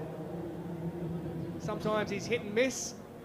Will he be hit or miss this evening? He's already stretched out after that first couple of 100 metres to a lead of around 10 or 15. Now we've seen in the 1500 metres with a couple of the different classifications where people have gone to the front and they've taken the race on, and the rest of them you'd think they might reel them in, but it hasn't happened. So we'll see what happens here with Yeltsin Jacks as they come down to the finishing line where they'll have 3 laps left to go. It's Jacks in second position, it's Castro Reyes behind, and Wadashinya is taking up the very back, and Rudakov just had a bit of a kerfuffle with his guide then, but he continues on, and it's Yeltsin Jacks as they go around to complete the first 400 metres, who leads by around 10 or 15 metres at this stage. I do wonder if the strategy for Jacques and his guide was, look, let's just get to the front and stay out of trouble. I mean, they probably saw what happened at the finish line, and when you're bunched in a pack, yeah, that sort of thing can happen, whether or not you have sight or whether or not you're being guided. And so one of the safest things is just to get to the front, make sure you've got lots and lots of space, and give yourself the auto cue. Yeah, you're doing it the hard way, but at least you're taking destiny into your own hands. It's a fair idea. You can see there with the guides as well. 2 of them are on the right-hand side of the athlete, 2 of them on the left-hand side of the athlete. There is no right or wrong. It's up to the athlete themselves as to what they feel most comfortable with. Some like running on the inside of the track, others like running on the outside. I guess the one thing with the inside is the guide is there to make sure that the athlete doesn't run off the track, as we've seen before. So they head round with 2 laps remaining in this second heat in the men's 1500 metres T11 complete visual impairment. It's as we were out in front. It is the reigning Paralympic champion and world record holder from Brazil, Yeltsin Jacks. Castro Reyes is in second position as they're bunched in with Rudakov just behind him. And at the back of the field in 4th position is the silver medalist from Paris last year, Wadashinya of Japan, who's in that position at present. That world record time, by the way, 3:55.82 by Yeltsin Jacks in Paris last year when he claimed that Paralympic title. Ode Santos has the championship record that was set in Christchurch back in 2011. So 14 years between drinks for the championship record. Brazil very, very strong when it comes to races like the 1500 and the 5000 in the T11. So they head down. There's about 500 metres left to go for Yeltsin Jacks. Rudakov has moved up into second position. It is the first 2, just to remind you, who automatically go through. So there might be a bit of pace coming on now at the back. It is Wadashinya who's moving up alongside Rudakov, and Yeltsin Jacks takes the bell and goes around with just under 400 metres remaining. Now his guide's had a bit of a look around there, and there doesn't look like there's been an issue at the moment, but I've mentioned it before, Yeltsin Jacks sometimes has that way of tightening up somewhat and struggling towards the back end of races. Now, will it happen in this one? His lead at the moment is still around 15 metres. He's looking strong enough, and Rudakov is making a move, but it doesn't look like Wadashinya behind, with his guide trying to help him along, is going to have the ability to catch up there and get inside the top 2 or make Yeltsin Jacks drop back. Jacks has just slowed down somewhat now, and his guide just having a chat with him as they move around with just under 200 metres remaining. Now second and third with Rudakov, and Wadashinya is all of a sudden making a move, and slowing down is Yeltsin Jacks. They move into the last 100 metres. He's used up a lot of gas in those opening 3 laps. He's just put a bit of a spurt on though, and Wada is not going to be able to respond in third place to Rudakov, who's in second. Yeltsin Jacks is going to come down and take the victory in this second heat of the men's 1500 metres T11. Rudakov second, Wadashinya in third place, and coming across Castro Reyes of Ecuador in fourth position. So Yeltsin Jacks leads from go to woe. 4:08.94 is the time for the Brazilian in first place. Season best there for Rudakov, and Kamani and Wada are the two that are going to go through. Kamani, who we saw injured at the end of the opening heat, hopefully he's okay. Shinya Wada, despite finishing there in third position with 4:11.32, is good enough to advance through to the final. Season best in fourth place for Castro Reyes of Ecuador, but he misses out. So Jacks, Rudakov and Wada go through from this heat to the final. It was a very safe, reliable qualification from Jacques, but for me the most interesting thing from that was the move that Rudakov made with about 600 meters to go. You could see that he and his guide were getting a little bit twitchy and just realizing that we're not where we want to be, and they made that move on the home straight, not on a corner. Very clever. Confirmation then, Yeltsin Jacks and Rudakov go through automatically. Shinya Wada is good enough in third place to qualify from the hot seat. Castro Reyes misses out despite a season best from him, the Ecuadorian.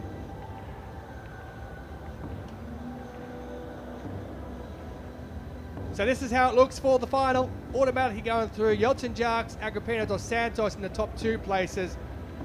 Kenya Karasawa also goes through along with Rudakov, and the qualifier to go through there, Kamani, and also going through Shinya Wada to make it two Japanese in the final. His time of 4:11.32, good enough.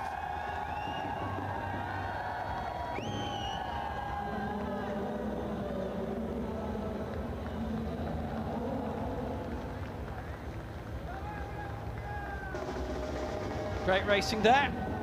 Is a category where you tend to have quite a few disqualifications, of course.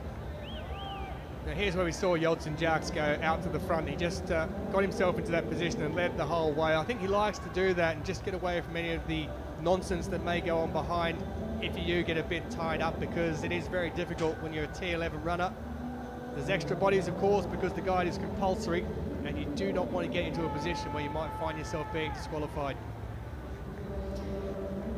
Now this is the move right here that I was talking about. 600 meters to go. Rudakov and his guide made that move on the home straight, going wide, but knowing it was better to do it then than on the curve. They actually almost collided with Wada, but fortunately the guide was able to talk him down, make sure he made a safe pass, because we know that the officials are watching very, very closely.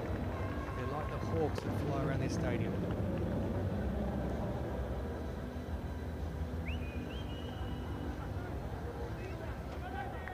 There's a decent crowd in, isn't there?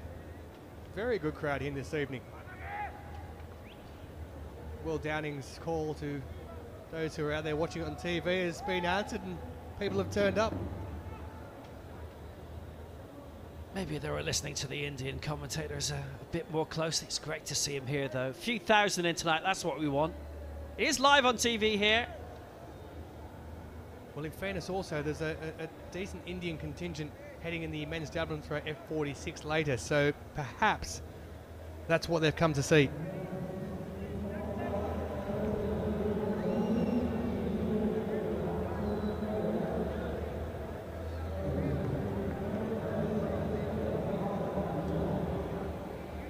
Still plenty to look forward to. We've got the men's 100 metres T64 heats coming up shortly.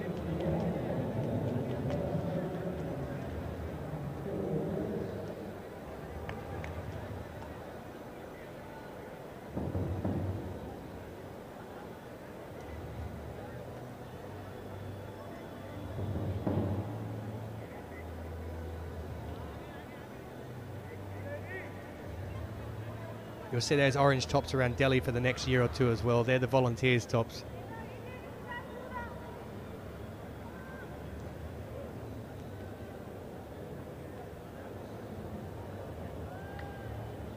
It's funny how you get a particular colour that gets associated with a certain event, because there was purple for London 2012 and then a kind of a different shade of pink, wasn't it, for the World Championships?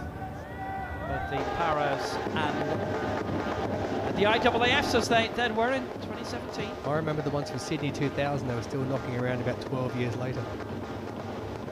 We're into the men's 100 metres T64, and some very good sprinters in this, and a lot of whom have major championship medals to their name. World Championships over 200 metres for Maxwell Manu and Wallace and Fortes. Sherman Geety is the reigning World and Paralympic champion in this.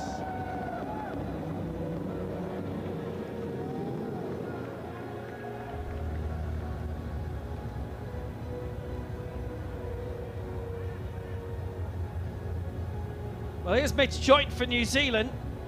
Bronze in the 200 metres in the 2023 World Championships from Riverhead AC, coached by Hamish McKean.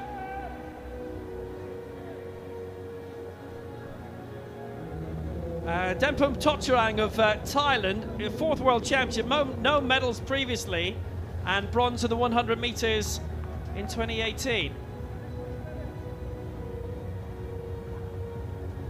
Sherman Geety, gold in the 1 and the 2 in the Paralympic Games.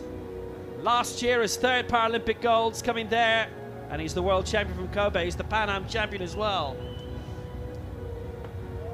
Wallace and Fortes of Brazil, the reigning world champion over 200 metres.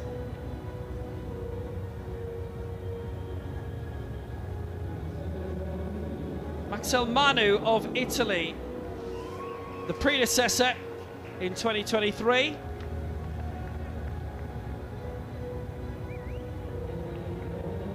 And Levi Vlut of the Netherlands, he goes in lane 8.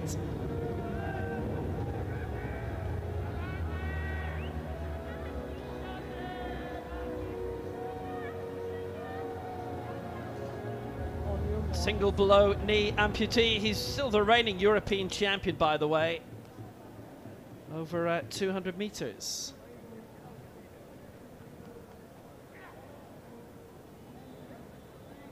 That Paralympic Games silver in the 2 last year as well. So it's Joint, Totcherang, Geety, Fortes, Manu and Vlut. They are the 6 in this. It's the top 2 and the next 2 who will go through.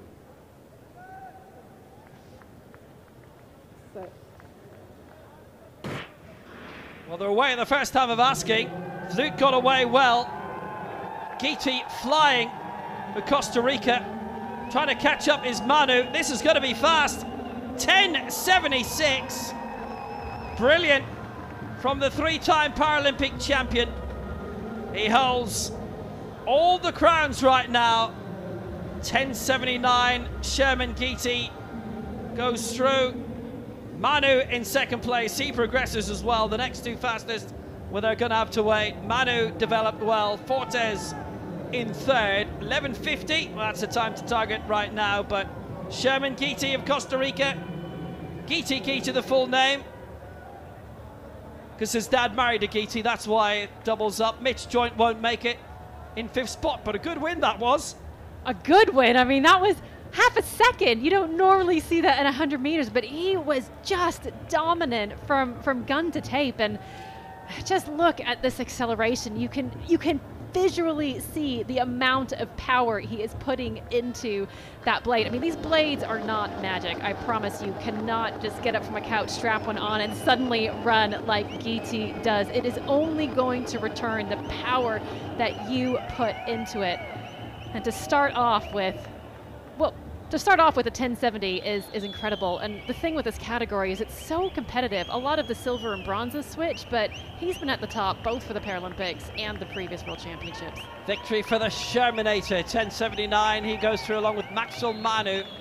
Wallace and Fortes, 11.50. Levi Vlut, the Netherlands, they'll have to wait.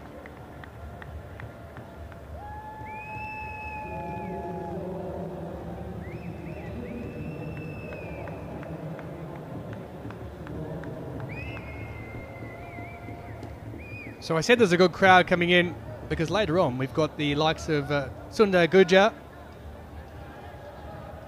Ajit Singh and Rinku, who are involved in the men's javelin throw F46. That gets underway very shortly indeed.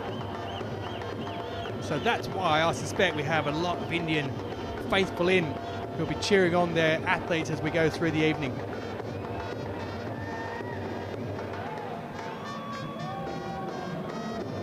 Long jump continues as well. T63 final. Onwards and upwards for those athletes, literally. And there's a mixture of 61s, 63s and 42s in that. So there's 3 categories in that long jump. Now, in case you happen to look at the graphic and you see CR, which is championship record, a little bit further down that's outside the places, and you see one at the top, that is because the different categories, you can get a championship record because they're thrown into one particular category as far as the medals goes, but you can still break a championship record and finish in 5th place, for example.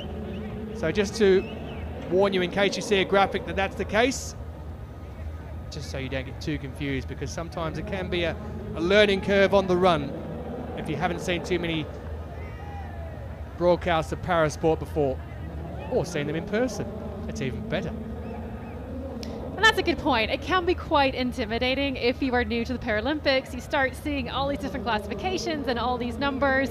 And okay, yes, there is a pretty steep learning curve, but that is exactly why we are here. And once you spend a little bit of time with it, then it suddenly becomes very natural and you'll know exactly what you're looking at and you can fully appreciate the athleticism on display. And if you get sick of listening to us, which happens every now and then, ask my wife and children, Paralympic.org is the place to go to have a look at all the classifications, because they do change from time to time and you'll find different classifications across different sports. So it's a good learning curve. It gives you the opportunity to have a look at things from a different perspective, and then you can learn and let your friends know and then get them to come along and you can explain to them how it all works.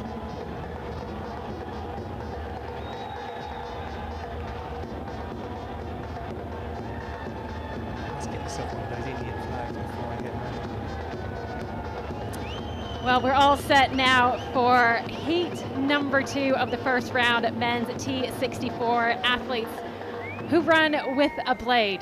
Now, we saw an absolute marker laid down from Sherman Geety, who Will has now christened the Shermanator, which I very much like. What can this heat do?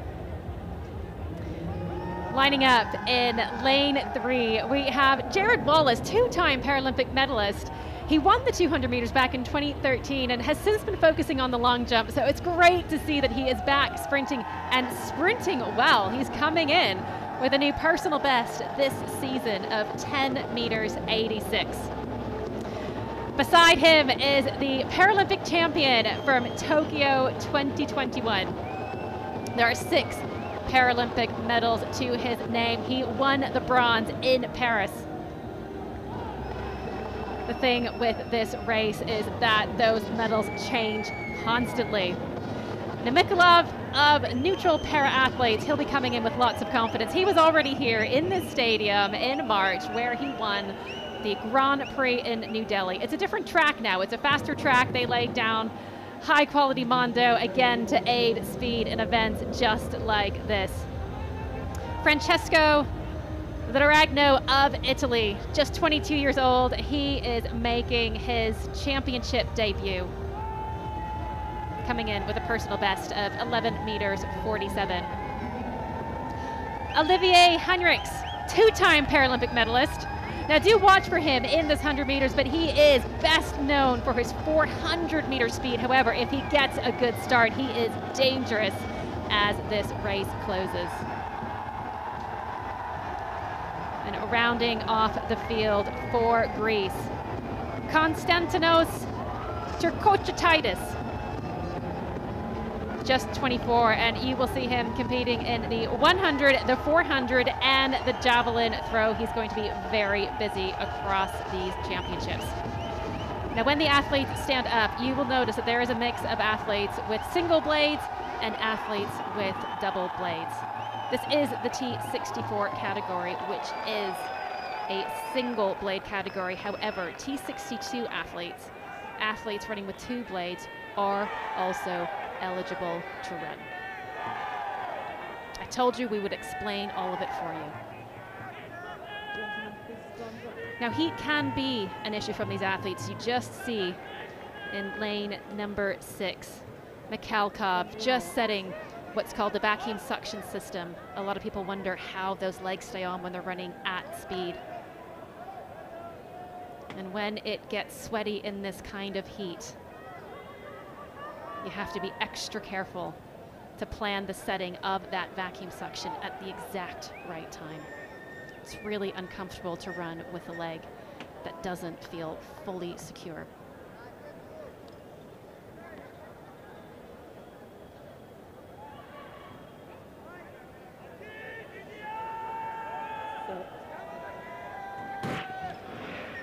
And the athletes are off. Strang of Germany, known for his fantastic start. He is already out in the lead. But look, I did say to watch Heinrichs. He's always dangerous in those closing speeds. Oh, you could just see at the end. He was going so fast. He was just losing balance. Fortunately, he fell after the line. He has secured that qualification mark. However, I'm just watching him at the moment, and there seems to be a bit of an issue. Now, I'm hoping the issue there is with his blade. Look at that. It was wobbling. There are bolts that hold the leg to the back of the socket, and my goodness, as he was coming to the end of the race, that bolt started to loosen, and that's why he was losing his balance. That's why he fell across. Fortunately, I hope if it is just a mechanical issue, that is far, far easier to fix than if it is a human muscle or a human body part. And you can see all the athletes there gathered around Hendricks. I suspect every blade runner knows what that feels like. Again, the forces going through these blades are so extreme that sometimes you do have what we call a mechanical. Get another look there at Strang just flying out of those blocks. Now, if you drew a line or put a piece of paper over the bottom half of his body, he is so balanced when he runs, you wouldn't even be able to guess that he has an artificial leg. And you can just see as he walks there, that blade is set to be a little bit longer than his real leg. Now, some of you might look at that and think, well, surely his prosthetist made a little bit of a mistake there, wasn't paying attention to the alignment, but that's because when the athletes run, that blade is compressed, so actually it evens out when they run, and that blade is designed simply to go fast. They're not concerned about how it functions when they're walking. Felix Strang and Olivier Hendricks take up those first 2 auto-qualifying spots. An excellent race from Jared Wallace, but he will have to wait and see if he gets through as an auto-qualifier. Fantastic personal best for Francesco Laragno of Italy. Championship debut. Right, okay, deep breath, because there is so much that I want to tell you about this long jump, and I'm going to have to do it very, very quickly. On the runway at the moment is Luke Sinnott. Now, in the second round, Luke Sinnott came out and set a championship record, which was so fantastic to see, because the last time we saw Luke Sinnott competing was in Paris in 2023, and he had that devastating experience of not registering a mark. So unfortunately, he went home without a measurement. This time, he's worked very hard on that runway, sorted it out, and delivered 6 meters 40. He's currently sitting in 7th position.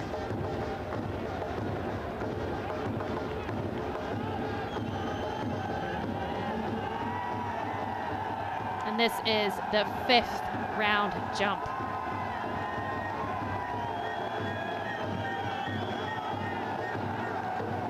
And you can just see the way that he has to work those blades as a double-bladed athlete.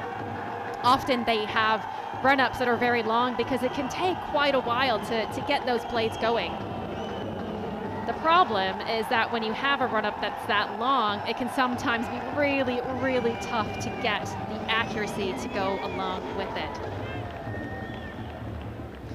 We actually first saw Sinnott at the London 2012 Paralympics. Not as an athlete, he was in the closing ceremonies. He was the athlete that climbed the flagpole to hang the British flag. Clearly he was watching all of the action and thought, I'm going to get in on that.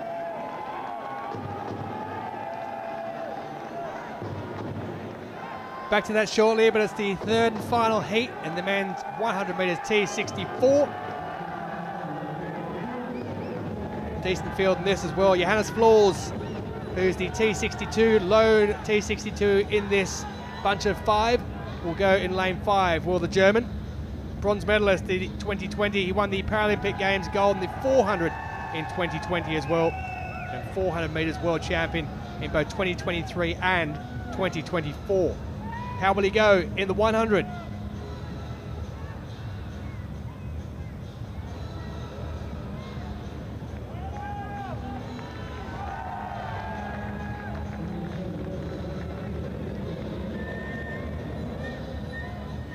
Alan Oliveira on the inside in lane number 3. He won gold in the 200 metres in 2012. He's a multiple medalist since then across his career. Jesus Castillo from Peru, 21 years of age. It's been a good championship so far for Peru, their first ever championship medal. It was a gold on the opening day on Saturday. Johannes Floors, bronze medalist back in 2020. His pedigree in the longer events, 100 metres, lifetime best 10:54. Dan Gladman, 32 years of age. This is his major championship debut, and he's trained by his brother James. It's a wonderful story, and he'll back himself to go through to the final as well. Jonathan Gore, two-time Paralympian. In 2019, he reached out to Jared Wallace, who was in the previous heat, and Wallace helped him get into para-sport and become where he is today. Great to see those type of things.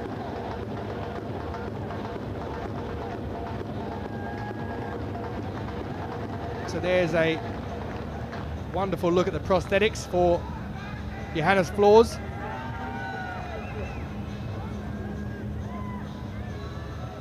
Double prosthesis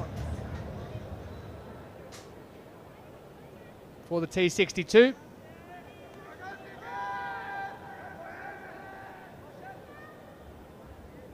T64s, just the one prosthesis. So Floors himself will go from lane number 5. It's Oliveira in 3, Castillo in 4, Floors in 5, Gladman in 6, and Gore in 7. First two automatically through.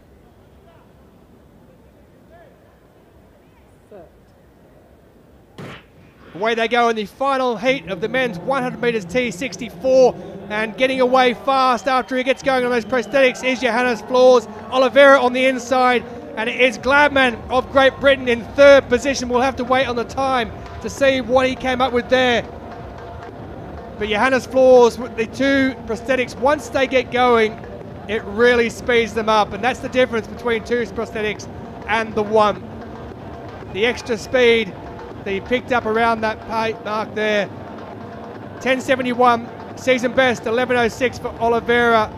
That means that from the last heat, Wallace and Laranjo are the two that go through because they weren't bettered in this one. So they're in the hot seat and they will advance through to the final. But Johannes Floors in first place, and Oliveira, he was comfortable because he had a look across. He realised that he was going to go through in 2nd position, and the top two qualified. And Johannes Floors getting the plaudits. Gladman, a lifetime best for him. Well, you can't ask for much more than that. 11:30 for Dan Gladman on his major championship debut. 0.24 of a second he's taken off his lifetime best. He backed himself here. He didn't quite get there in the end. Or has he? He has made it in. So Gladman has actually qualified as one of those fastest qualifiers. He has moved Laranjo out of the way. So Laranjo was 11:38, 11.30 for Gladman, goes through as one of those lucky losers. But it is Johannes Floors who takes the victory ahead of Becker in this final heat of the men's 100 metres T64. It is fascinating when you watch the double blade athletes compete against the single blade athletes, because it is a very different speed profile. And previously you would say that the double-bladed athletes aren't quite as good at the start, but Floors is completely changing that narrative. The problem is now he's so quick and he's so consistent. He gets out and he stays out, but it was also fascinating to see that Oliveira is doing a different type of start, and it was just interesting to see how that has evolved. Well, there we are. Floors and Oliveira go through. Dan Gladman, a lifetime best for him, taking 0.24 of a second off his lifetime best. That means he qualifies by 8/100ths of a second through to the final. Gore and Castillo sadly miss out.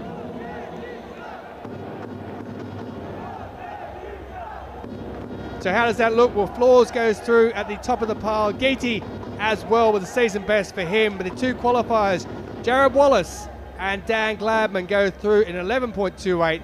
A lifetime best for Gladman, 11.30, sees him through to the final in the men's 100 metres T64.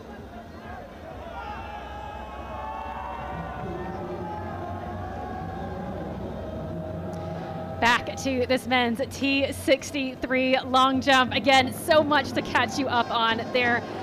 So many storylines, so many different directions going at the moment. But right now, let's turn our attention to Joël de Jong. Now with his opening attempt, he came out with 7 meters 57, a championship record, backed up with a 7:55, and then 2 fouls, probably because he's going for it. He already holds the world record at 7 meters 68, but he does not have this title.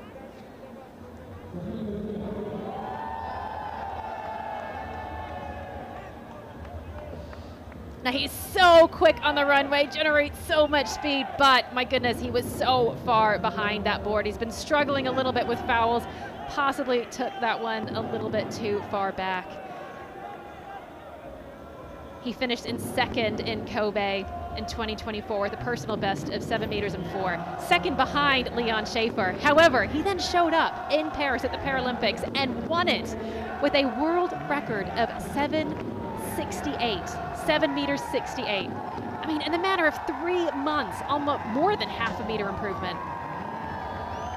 I'm sure a lot of his competitors would love to know exactly what he was doing during the summer.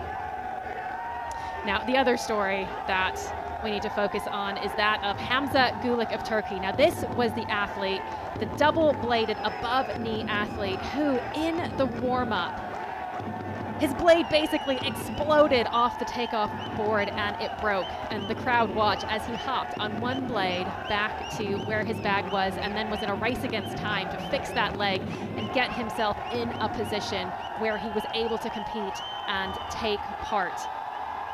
Just gonna have another look at Joël de Jong there, and you can just see, I mean, beautiful. He is floating in the air, but he's gonna be having a look at that jump and adjusting that mark. I can tell you it's come up on my screen at 7 meters 1. Again, 7 meters 57 currently in the lead, but back to Hamza Gulik. After 2 fouls, having to run on a blade that hasn't been properly aligned and just got thrown onto him, he then came back in the 3rd round and jumped a championship record, 6:63, taking the championship record that Luke Sinnott had previously set in the 2nd round. So, at the moment, we have 2 different championship records. We have an area record, we have a PB. This is a very, very high quality competition, and we are just about to get to round 6, the business end of this competition. And as we know from the past, it can all change in this round.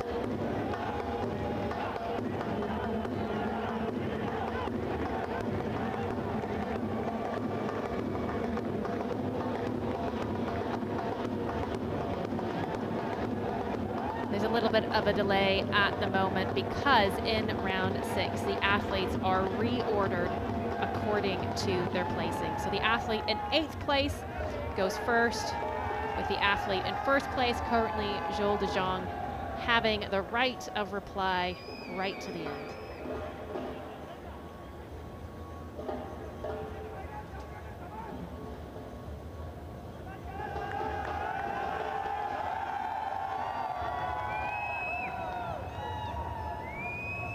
Next big final, the women's 800 meters T53, and one of the greats putting her name forward maybe as one of the all-time best. Catherine de Brunner's already struck gold here. Can she do it again?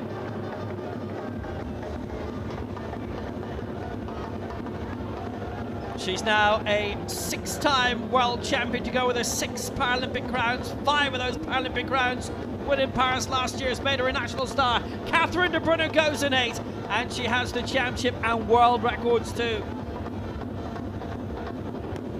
In lane 7 for New Zealand, a championship debut, lives in Christchurch, based in Canterbury. The first New Zealand wheelchair racer internationally in 20 years. It's Sarah James. In lane 6 for China, the 5-time Paralympic, 8-time world champion. She holds the world gold from last year in Kobe, Zhao Hongzhan of China. But she won bronze in this last year, and in the 4 behind de Brunner.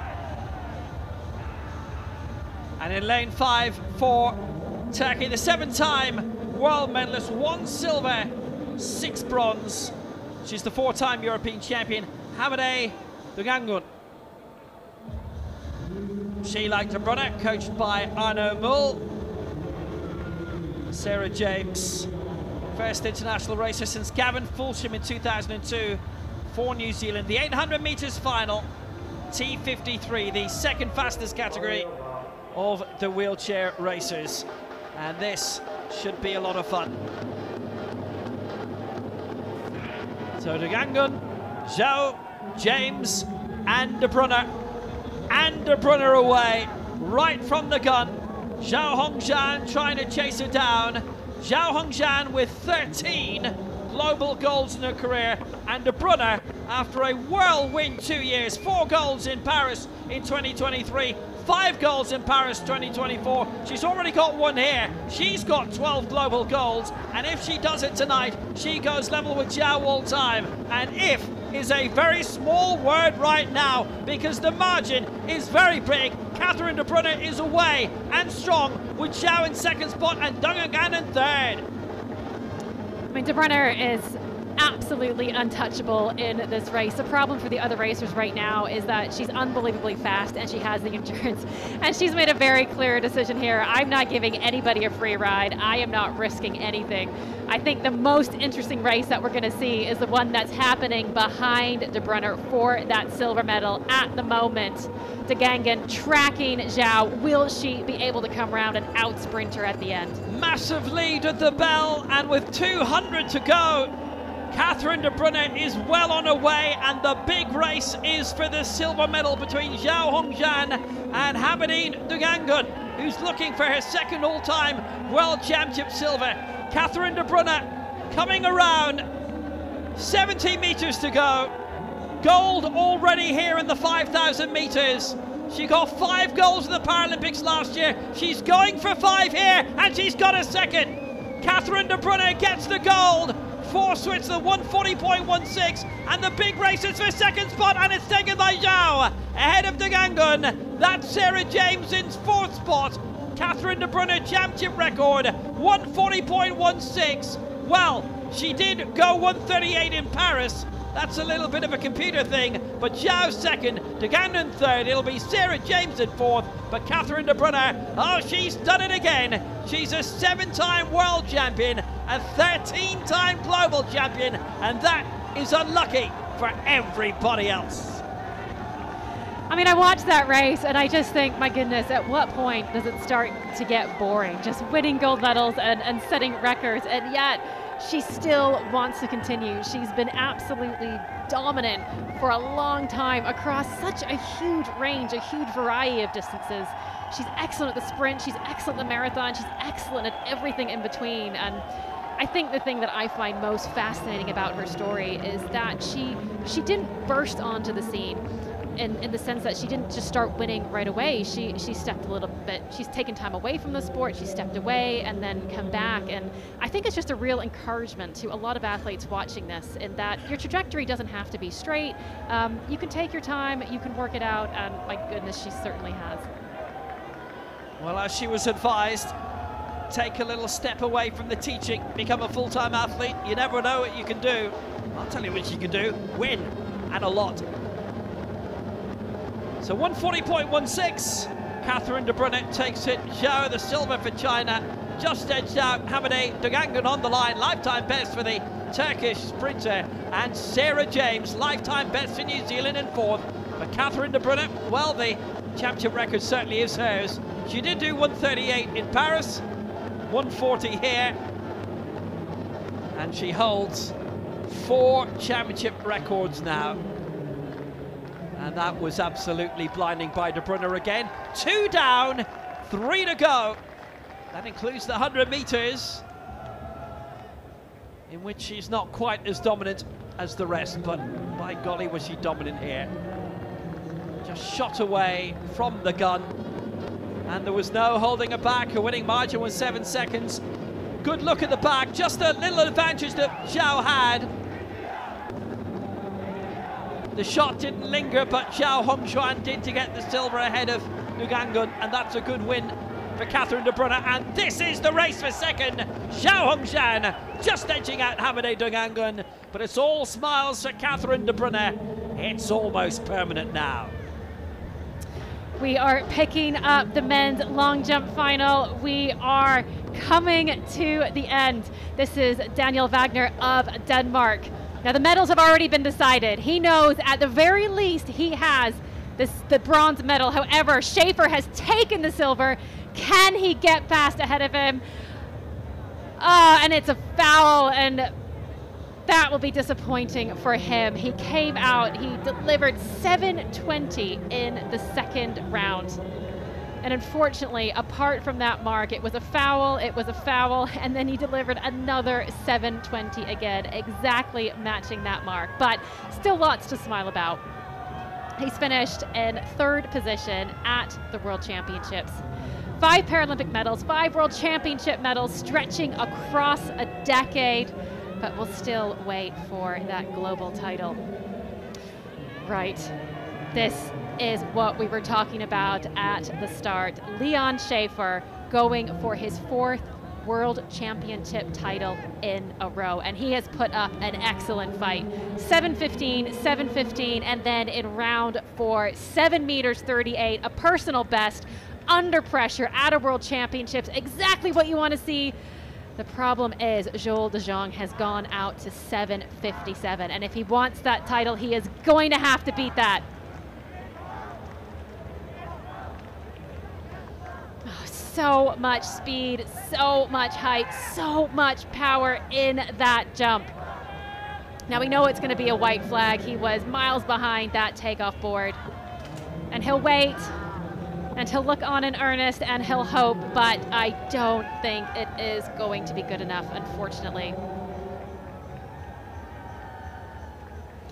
He's standing there at the moment with Mabote of South Africa, who himself had an excellent competition, setting 2 African records, 7 meters, 7:01, finishing in an excellent 4th position.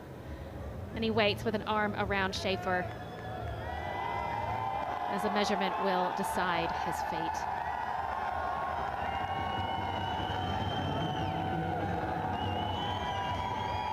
Joel de Jong will also be watching, one eye on that board, because he will know before this final jump if the crown is his.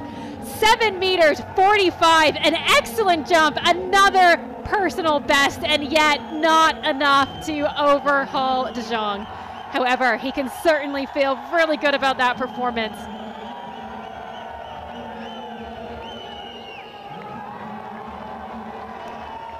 Leon Schaefer is the reason that so many of these men have started jumping these huge distances, really showing what was possible jumping on a blade. But now, Joel de Jong with Team Netherlands cheering him on there for his final jump.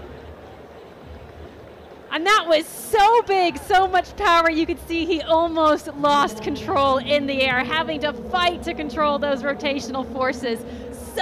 So much power he generates.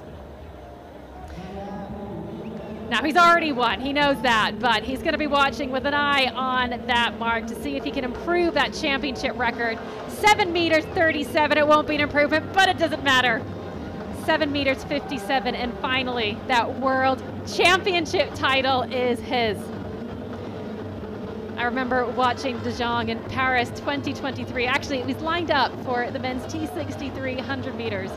And all around him on both sides, competitors at the start were working the camera like Usain Bolt, which is what we love to see. Really, really entertaining. And it was Jules De Jong who just stood there, gave a very casual wave to the camera, and then surprised everybody with that win in the 100 meters. Sometimes the quiet ones are the most dangerous, but you can see he's not so quiet anymore, really growing into his stature as a Paralympic champion and a world champion.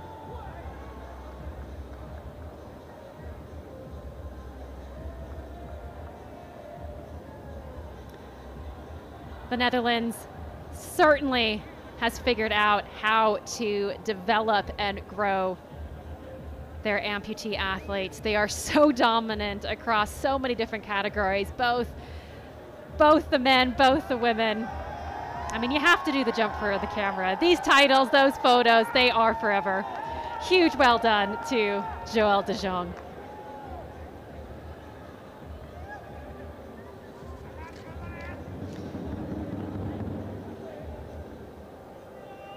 And not to forget about Leon Schaefer. Like, it was an excellent attempt at a defense. What more can you ask for?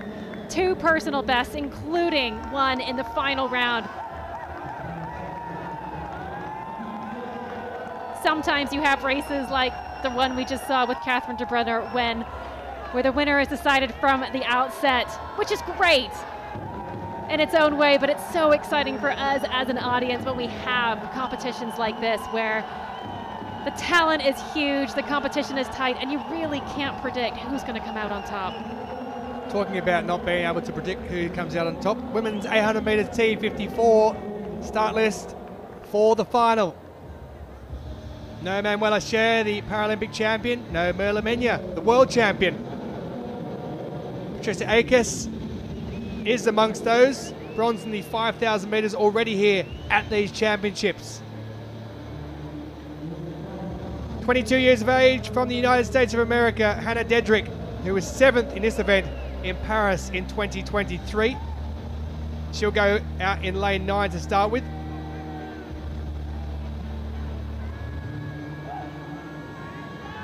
Zhu Jiaquan, silver medalist last year at the Paralympic Games, also in Kobe and Paris the year before that in the World Championships. She's a 7-time World Championship medalist.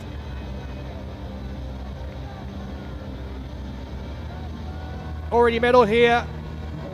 Patricia Akers, the Swiss, will go in lane 7.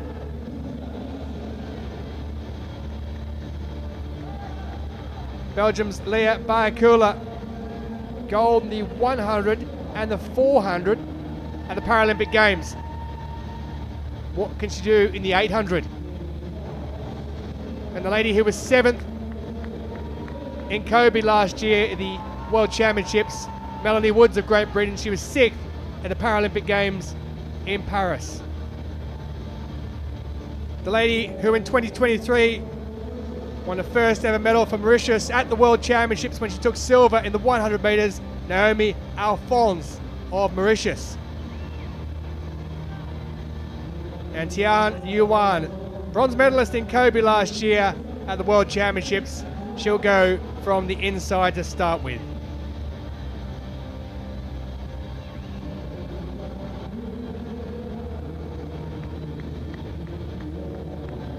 So 7 set to get us underway as we await the starters' orders.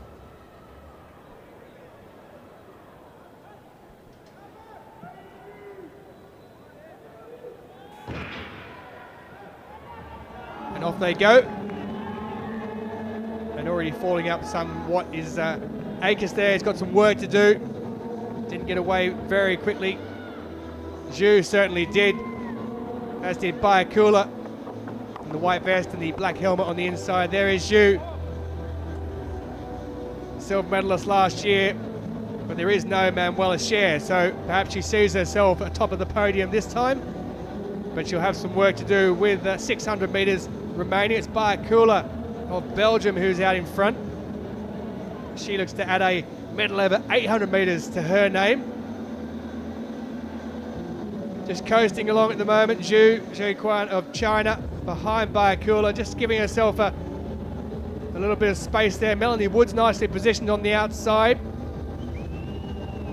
And Tian Juwan on the inside there of Bayakula as they take the bell and head round. Now the world record time you see there, 58.42 is the time they've got across the line in, so they'll be looking to try and get somewhere up around that world record, which is 1:41.47, but I don't think they're going to get there. Set 6 years ago in Knoxville because it was a bit slow, I thought, in that first 400 metres, and Bayakula is controlling things nicely as she gains experience over the years, does the young Belgian. Melanie Woods as well, just positioned lovely on the back rear tyre of Bayakula. She's set to make a move around the outside, but as I say that, Zhu Quan, who took silver last year, has gone out 2 or 3 lanes wide, and she's trying to make the run as they head down. It's Bayakula who puts the afterburners on, and Bayakula's moving away. Zhu's trying her best down the outside. She goes past Woods, but it's going to be Bayakula who takes it. 1:48.88 the time. She takes the gold medal. It doesn't matter about the actual records. And Zhu takes silver. Melanie Woods for Great Britain with the bronze medal. 1:48.91 it's been rounded up to. Season best for Zhu in 3rd place with a silver. 1:49.46 for her. But Bayakula, she led from the front from the very beginning, and we've seen that a couple of times across different events here at these championships. Get to the front, especially in wheelchair racing, and it makes things a heck of a lot easier. And Bayakula picks up a gold medal at the World Para-Athletics Championships. She picked up 100 metres and 400 metres gold in Paris last year. She's added the gold over 800 metres. What a repertoire she's got now.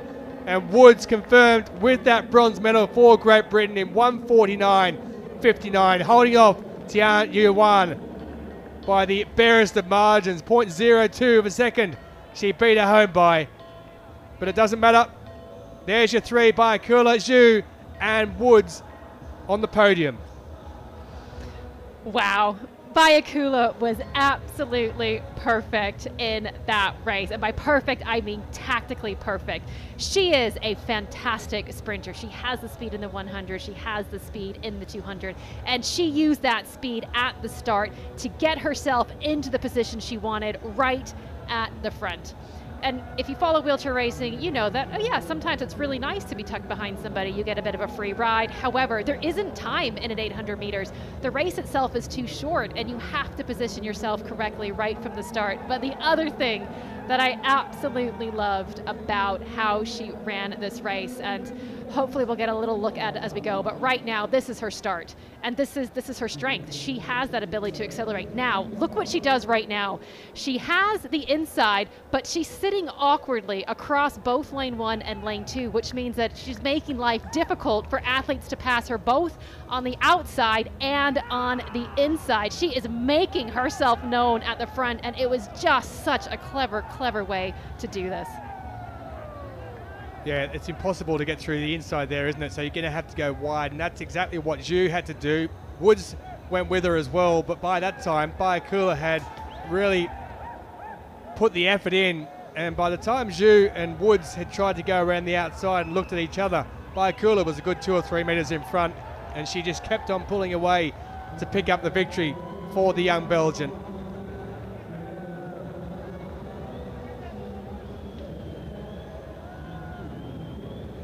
I say young in comparison to me. 30 years of age, and she's coming into her prime over the past 12 months.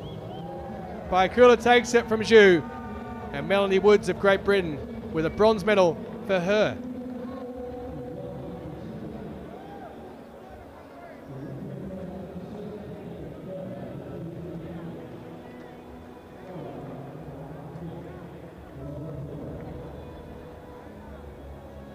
So there's confirmation of it, that Bayakula takes the gold medal in the women's 800 metres T54. Zhu with a silver, and Melanie Woods of Great Britain with the bronze medal.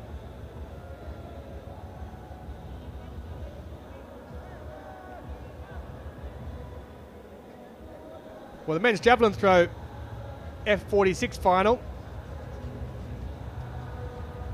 really starting to hot up.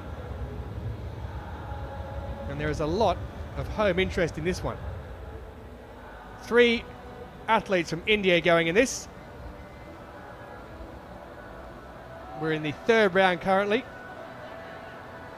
It is Rinku who leads. And we have Ajit Singh who's in 3rd position. And Gurjar, also of India, is in 5th position. And Rinku, by the way, set a championship record with his very first throw.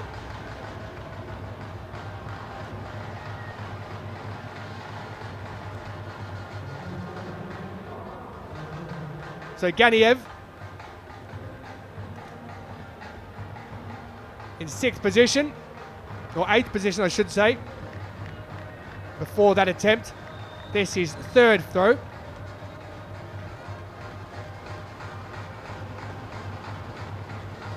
.45.62, his lifetime best coming into it.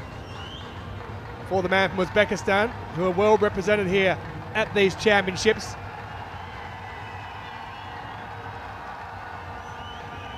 His lifetime best, 54.15 in the opener. He didn't beat that one in the second. And you heard a cheer in the background then, because the man who is at the top of the pile and broke the championship record is off for throw number 3. And that has travelled some distance. He's been nothing but consistent, has Rinku. He was 5th in Rio in 2016. He's won 4 national golds. And he's a bit of a deity to this crowd here, with that cheering going on in the background.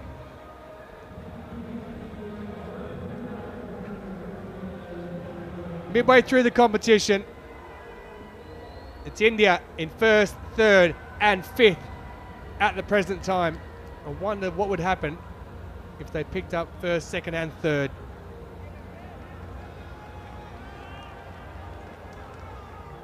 If you're watching this on TV, get along here. Doesn't matter where you are.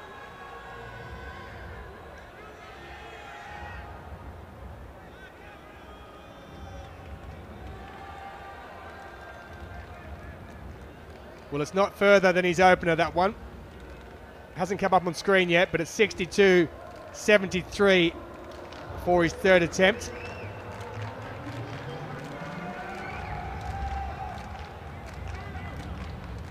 And here's the Mexican, Gabriel.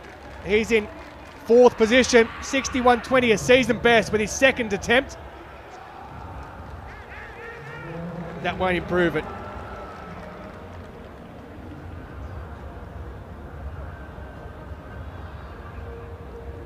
The final of the men's 400 metres T53. Every single man here of these 8 has won a major championship medal in his time. The European champion Fairbank, the World and Paralympic 100 metres champion Al Karashi, the reigning Asian Games and Paralympic champion Pio, former European champion Gritsenko. And that's just for starters.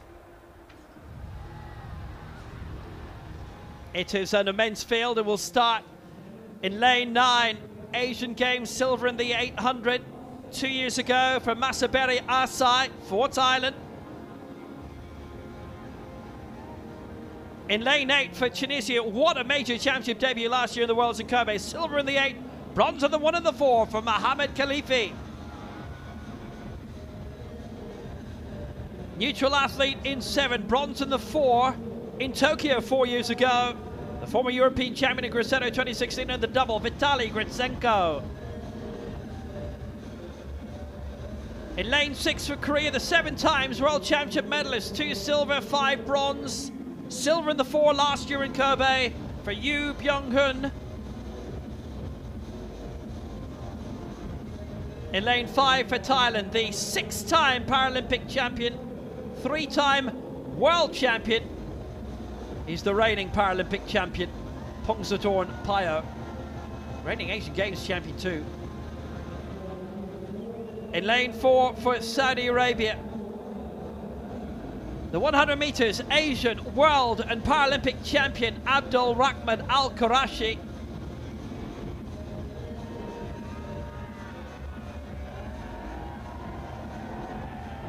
In lane 3 for the United States, sixth in the 1 and the 4 in the World Championships in Kobe last year, silver in the 1 in the Pan Ams in Santiago 2 years ago, and bronze in the 4 for Bob Hunt.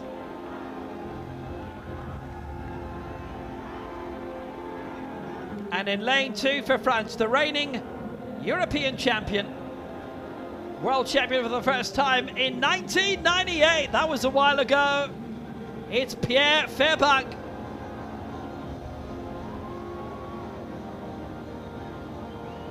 Fourth in the 8 in Paris last year. He's the reigning European champion in the 1, the 4 and the 8.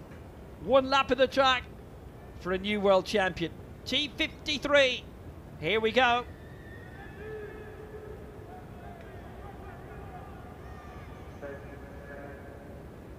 So it's Fairbank, Hunt, Al-Karashi, Payo, Yu, Gritsenko, Khalifi and Arsai.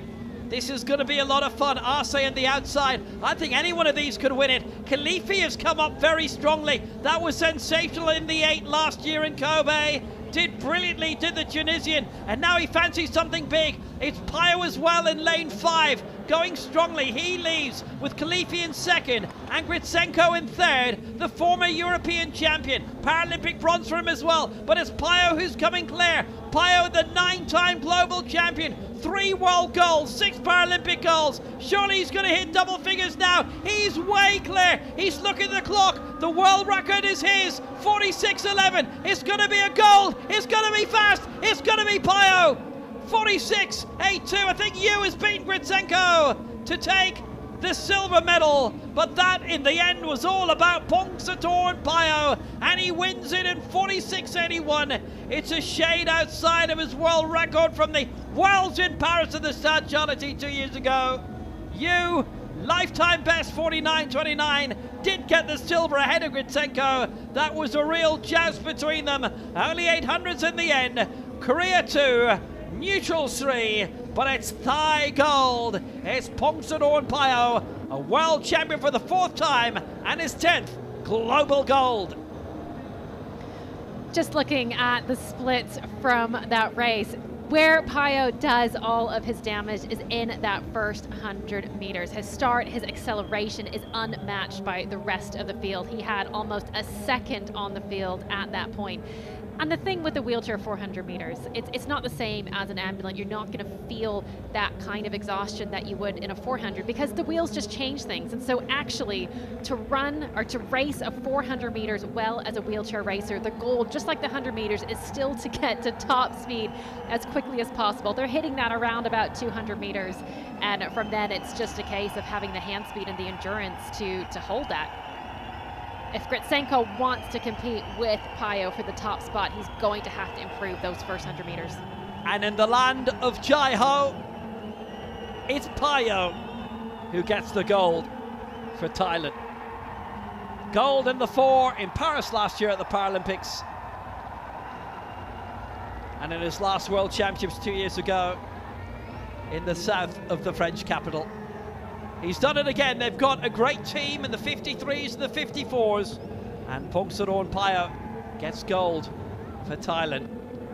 You can certainly tell he was thinking about the world record as well, and it just kind of drifted away. He was accelerating in the last 100, but not his tonight. And Khalifi, who had started brilliantly, he ended up in 5th. Arsai was edged out in the medals only just by about a third of a second. So Payo takes the gold for Thailand, Yu the silver for Korea, and the neutral Gritsenko the bronze.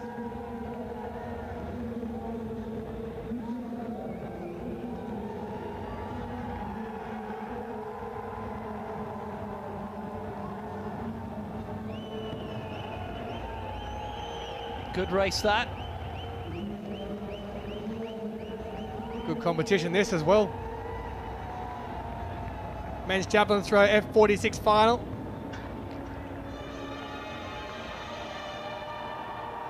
We'll tidy up all the other field events in a wee while. This is the last of the field events out at the present time. The rest have all finished, and we'll give you full updates on them a little bit later. But it is India leading the way. All of the athletes have had their 3 attempts. 11 started. will now cut down to 8 for the final 3.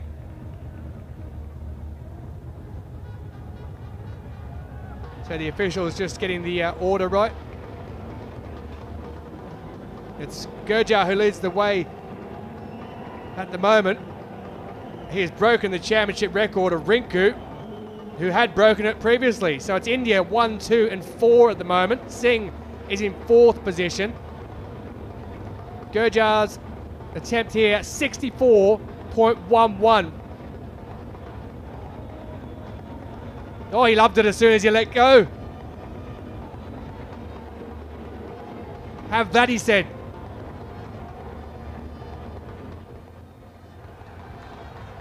Aren't they loving it? That was his 3rd attempt. He's fouled with his first, 61.02.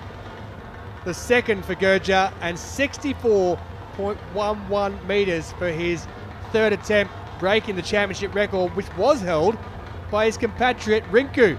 It was 63.81 with his first. That was smashed apart. In 4th place, Arjit Singh, 61.77, a season best for him. Above him, Guillermo Verona Gonzalez, 63.34 for the Cuban in 3rd place. Season best for him as well.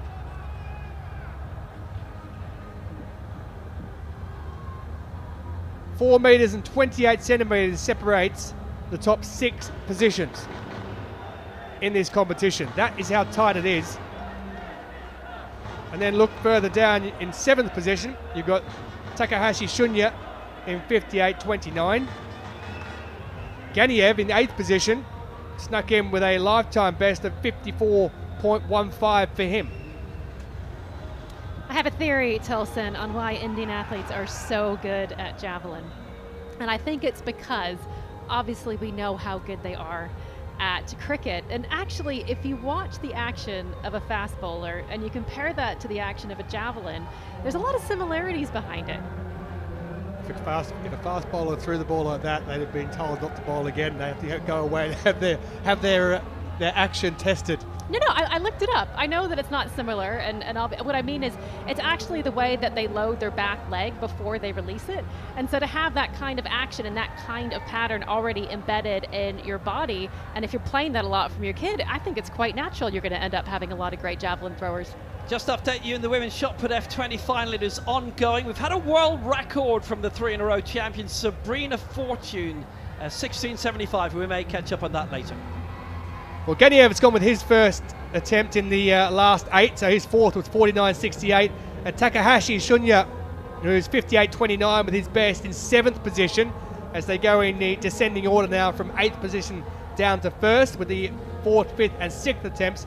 And the left armour, Takahashi, 58.29, 55.11 and a foul. This is his 4th attempt. So he needs to make up a bit of ground if he wants to get anywhere near the medals. As we await 54.42, so no improvement there for Takahashi. He stays in 7th position.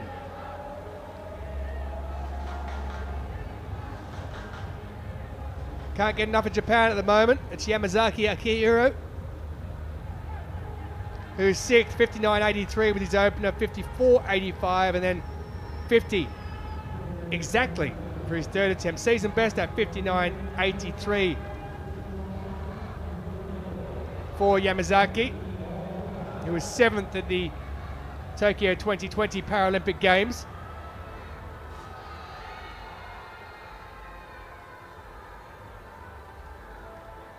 Well, that's pushing out midway between the 50 and 60 metre mark, which is where he's pretty much been for his 2nd and 3rd attempts, but it won't go anywhere near going past the 59.83, which he registered with his 1st attempt.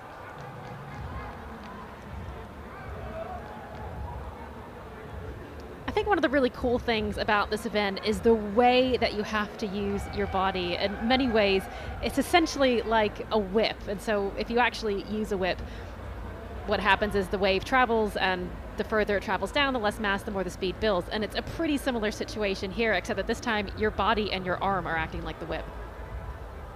Well, we'll see if the athletes here can get whipped around the track with the guides using their tether, because that what will happen in the women's 400 meter T11. It's complete visual impairment, so all athletes have to go with a guide in this one. And the raging hot favourite has to be Simplicio da Silva of Brazil, the 3-time world champion. Melissa Baldera of Peru, 30 years of age, 1:03.56 her lifetime best. She will go with her guide, Eder Iescas Ramos, out in lane 7. He is loving life. Moko of Angola, she's in the 100, 200 and 400 at the Paralympic Games last year.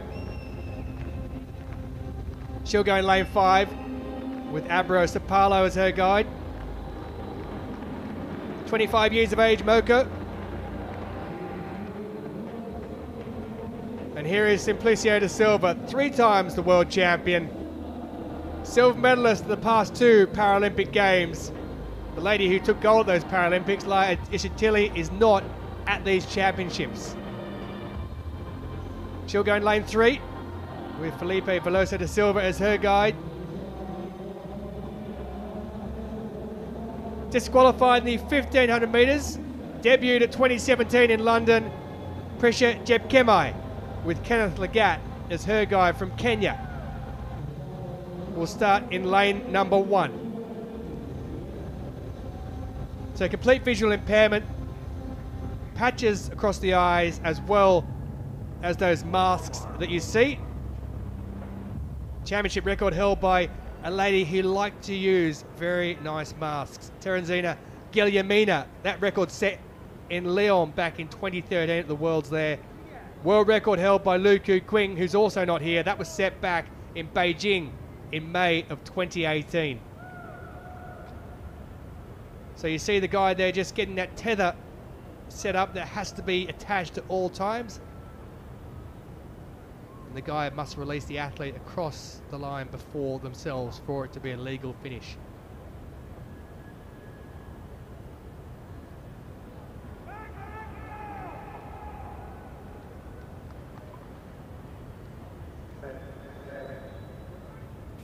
So they're away in the women's 400 metres T11 final. And the favourite Simplicio da Silva, who is in lane 3 with Felipe Veloso da Silva, her guide. But looking very strong is Juliana Moko of Angola down the back straight. She's flying at the moment, but with 200 metres to go, this is where athletes sometimes go a bit quick and tighten up somewhat. Simplicio da Silva is now rounding with about 150 metres to go, trying to get up on the inside of Moko, who's losing a little bit of form. Simplicio da Silva is now rounding into the final 100 metres and goes past Moko. The guide, Sapalo of Moko, has had a look across and realises that Simplicio da Silva is coming past him and has gone past him by about 10 metres now. It's just a case of making sure you get across the line. The athlete goes first, ahead of the guide, and it is Simplicio da Silva. The finger's gone up for the victory from the guide, Veloso da Silva. And it is victory for Brazil in the women's 400 metres T11 final. 59.76 seconds, so well outside the record of the championship and also the world record. It doesn't matter. It's all about getting the victory, which Simplicio da Silva has done. She's a 4-time world champion. Moko with a lifetime best, taking the silver. And Baldera of Peru, a season best as Peru pick up another medal in these championships. What a championships it's been for Peru.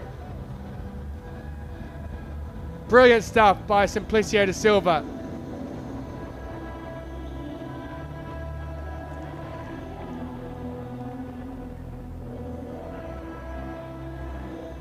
So Peru have a gold medal from on the opening day. They now have a bronze medal as well in the women's 400 metres T11.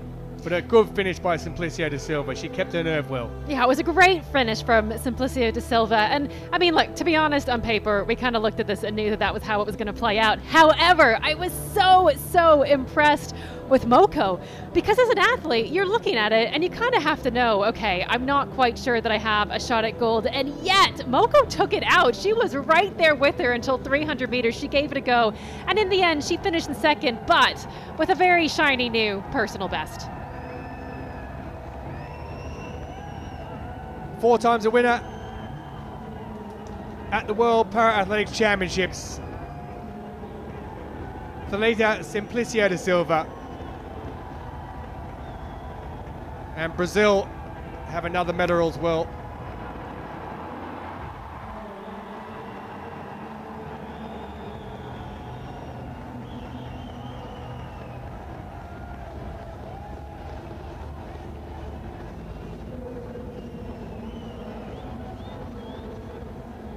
That'll be a 4th gold medal for Brazil.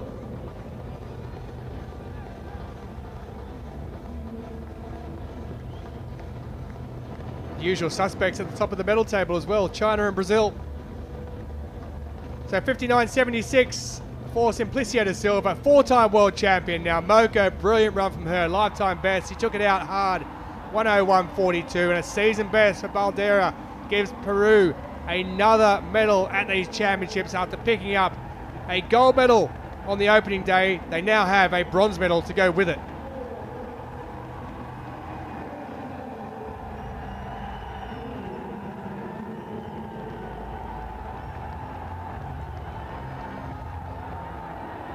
And just an update of the men's discus F52 we saw earlier. It is victory for Iga Zapinas. So here's Gerja. It is Rinku who now leads the way again after throwing 66.37. He broke the championship record again. So that's 3 times the championship record has been broken now. Gerja relegated back to 2nd position, and he's fouled with his 4th attempt. So no mark, 2 legal marks. One of them was a championship record. India in 1st and 2nd position, as well as 4th. Ajit Singh, who we just missed with his 4th attempt a little while ago. He's a couple of meters down on Guillermo Verona Gonzalez of Cuba, who's in the 3rd medal position. What a competition this is turning into. Verona Gonzalez, by the way, was the Paralympic champion last year, or is the Paralympic champion. He's also the world champion. He's currently in 3rd position as the Indians are really being cheered on. Ganiev in 8th position, so we're back round now to the 5th attempt. So 2 attempts remaining for each of these athletes. It's the final event out for the evening session. There's plenty of Indian support in. They've got 3 in the top 8 as they look to go for the trifecta. Ganiev waits.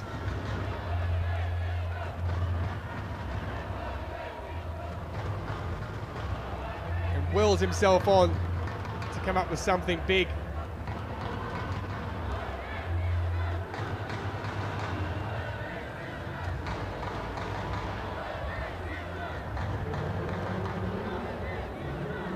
Well, he's just waiting to be given the all clear. Hasn't this been good? Hasn't this been good? Ganiev getting himself ready to go. I think he's just about ready. He is. So his 5th attempt for the man of Uzbekistan. Well, it's out over the 50-metre mark. It's not going to trouble the scorers too much when it comes to the actual winning of this competition and finishing up in the top 3. But his lifetime best of 54.15, that is out near that. So he may well have actually improved on his lifetime best or got near it. Midway between the 50 and 60-metre mark, so he could have... Yeah, he likes it. He likes it indeed. I'll tell you why he likes it. Because he has improved. You'll see it pop up in a moment. There it is, new lifetime best, 55.05. So he's gone almost, he's gone 90 centimetres further than his previous lifetime best. Takahashi, 58.29 with his opener is his best. And that's not too far from that either. Might be slightly under that 58.29 mark, but it's out there and it is consistent. You just get a sense right now that all of the athletes are feeding off the energy that the Indian athletes are bringing. Right now, there is no hotter spot to be in this stadium than sitting right behind this competition. The track events may be over, but everybody is staying here for this. Well, Takahashi's best result was a 6th back in Dubai in 2019. He's currently in 7th position. 56.47, so it doesn't improve on his opening mark of 58.29. He stays in 7th.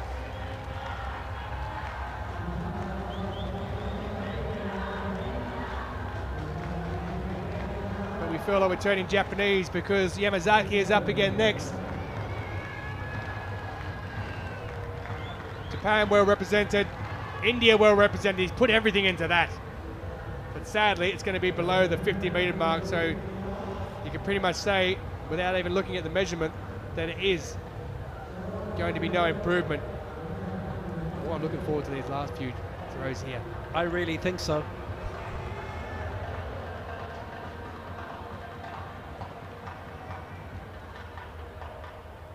I'll get back to you on that.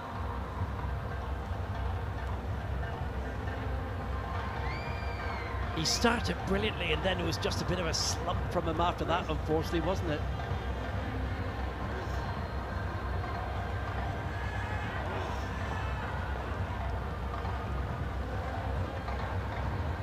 Well, the home crowd will be hoping for something from Singh because they're in a bit of a pickle. They don't want first, second and fourth. They want first, second and third for the Paralympic champion, world champion. He's keeping himself in there, isn't he, in 3rd position.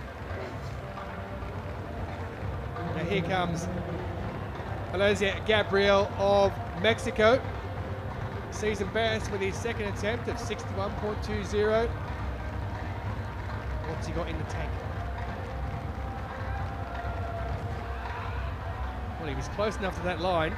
And that is decent!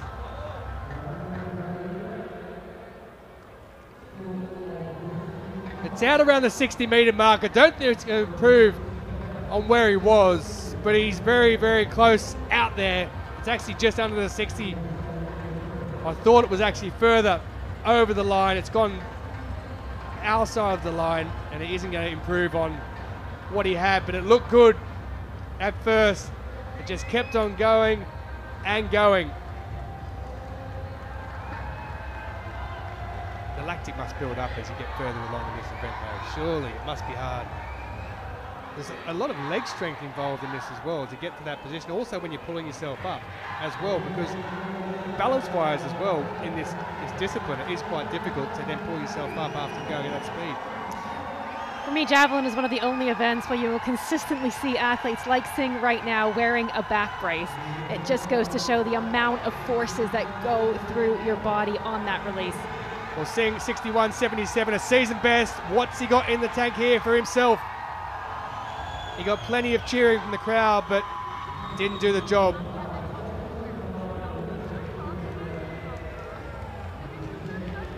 And they're not going to measure it.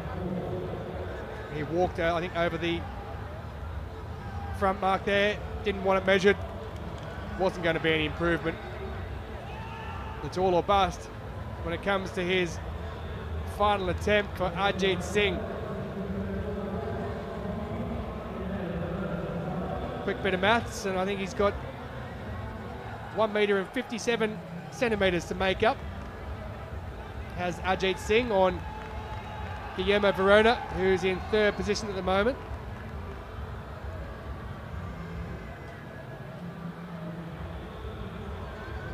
And here is that man, Paralympic and world champion. Cuba have got great pedigree in these events. And he's launched that past the 60-metre mark. Not maybe as far as that 63.34. Probably pushing around the 62-metre mark, I'd say. So he'll stay in 3rd position.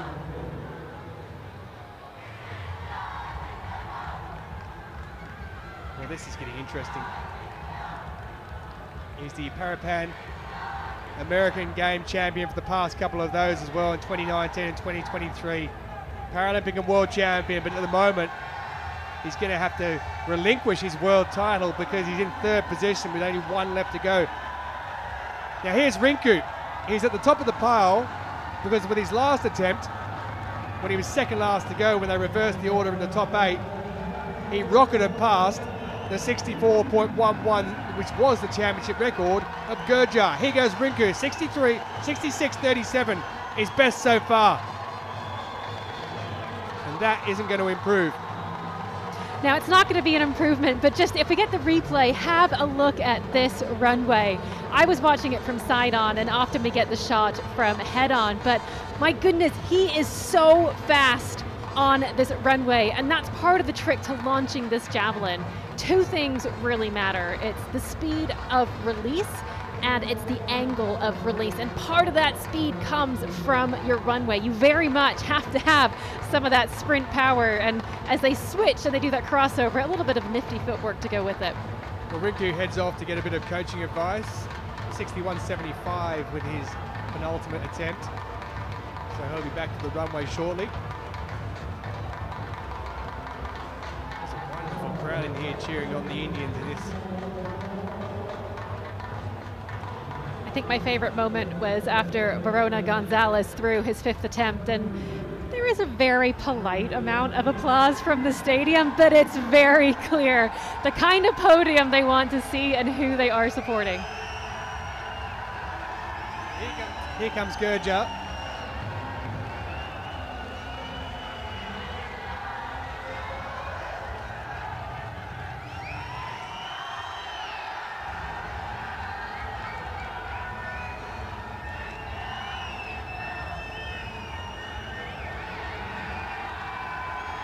Attempt number 5, currently in second position. Everyone will have one throw left after this. And that's out over the 60-meter mark, but by how much? He likes it. I don't think it's enough to get past Rinku though, who's 66.37. He may be around the 63-meter mark or so. He did like it when he released.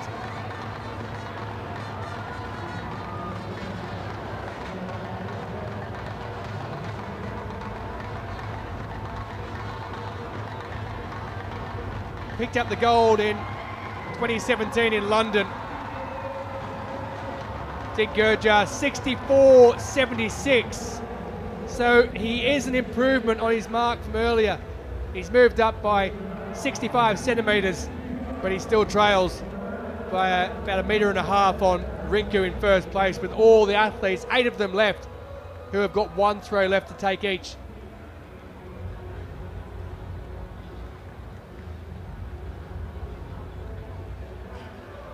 He won bronze in Tokyo 2020.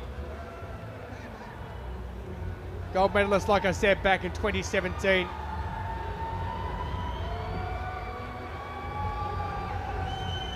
World record at the Asian Para Games in 2022, which he then proceeded to beat again in October of 2023. I would bet that in that crowd right now is Devendra Jaharahia, who is now the current president of the Indian Paralympic Committee and himself a 2-time Paralympic champion in the men's F46 category. India's most decorated Paralympic athletics athlete, and he has been on a mission to ensure that accessible facilities like this one at the JLN Stadium are available across India so that India can have more moments like this. It's a big thing to be able to perform in front of your home crowd and show your home crowd what you've been working on, but even just the practical realities. I was reading one of the quotes from one of the Indian athletes saying the nicest thing about this is that they can have fantastic Indian food in between. Just nipped out over there. It is like a cricket crowd. It's ravenous. They're loving it.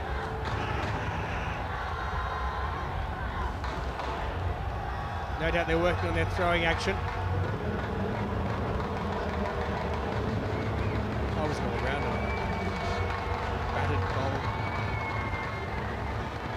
Bit of both.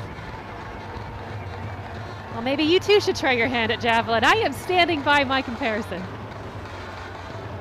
3 shoulder reconstructions, so it's probably too much to be thrown to javelin these days, but you never know. Well, to be fair, you do need quite a lot of flexibility, and if you cannot bend that arm behind your back like a pretzel, I'm not sure it's for you. I did enough work with elastic bands trying to get myself back to normal after having shoulder reconstructions. It's not fun, and throwing a javelin probably wouldn't help.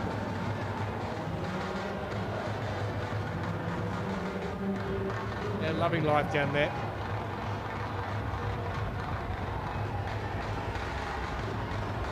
So our Japanese duo are up next. It'll be Takahashi. He'll be preceded by Yamazaki.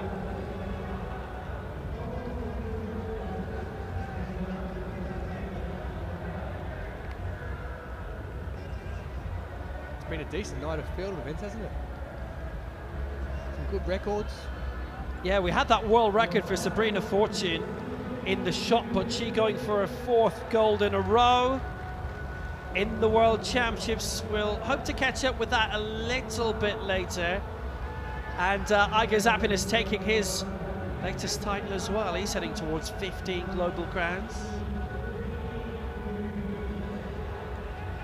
For Latvia.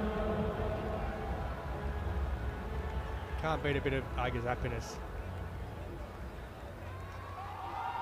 Great athlete. Well, everything's been put into that one.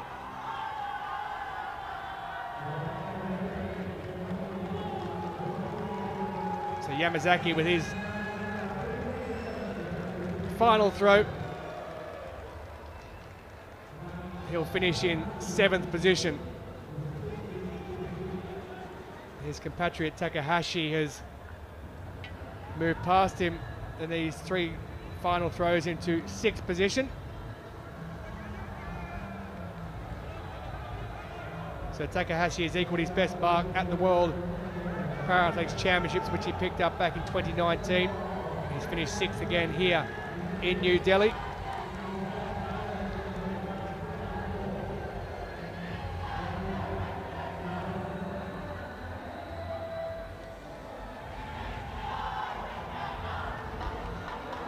Okay, Tolson, I will give you the one difference between fast bowling and javelin throwing is that you don't have to come to a hard stop when it comes to fast bowling. I don't think you'd be a javelin thrower if you wanted to be a spin bowler, especially a leg spin.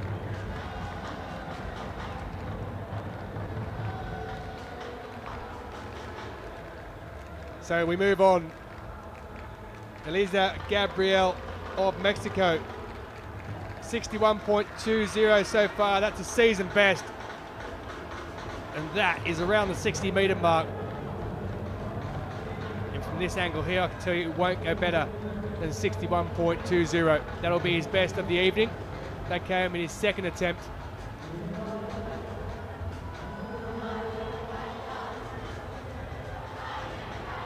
He was 4th at the Paralympic Games last year, missing out on the medal, so disappointment last year in Paris, and he'll be 5th in these World Championships here in New Delhi in India.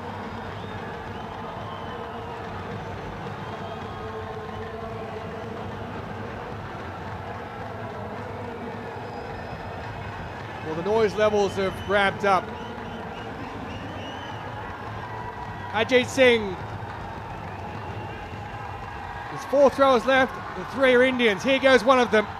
Season best so far of 61.77. What has he got in the tank here? It's around the 60-metre mark, and it won't be an improvement. So Ajit Singh is going to finish in 4th position. The man who was bronze at the Asian Para Games in 2022. He was the world champion in 2023, finished in silver last year at the Paralympics, and disappointment as he heads to sit down. He also picked up a bronze last year in Kobe, so he's out of the medals, which is not what he normally has. You can see the disappointment. He realises he won't be on the podium. There will be 2 Indians on the podium though. Whether they're going to be first or second will depend on the man who's up next, the Paralympic champion, the world champion. He has to come up with something absolutely incredible here if he wants to retain that world championship medal. Well, he has come up with something big. It's not going to be enough, but it might well challenge Gurja, who's in the silver medal position at present. I think it's going to come up short from the naked eye. 63.34. Verona's best so far. 64.76 is where Gurja is. 62.29 it's come up as for the now dethroned world champion, who has to settle for bronze here at these championships.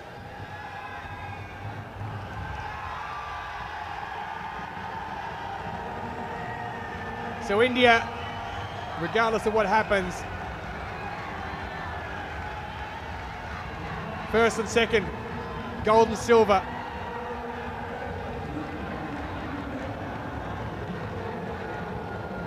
Season best 64.76. He did have the championship record for a while before. Here's the world record holder from 2023. Final attempt. He's given it everything he can muster, but that is not going to be enough. It isn't going to be anywhere up near that 66 metre mark that Rinku has.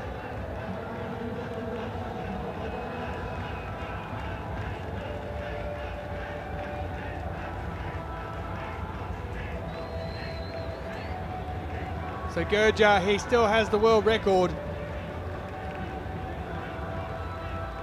He'll have to be content with the silver. He knows it. 62.77. A moment of reflection. Disappointment, no doubt, but then he'll realise that he's won a world silver medal.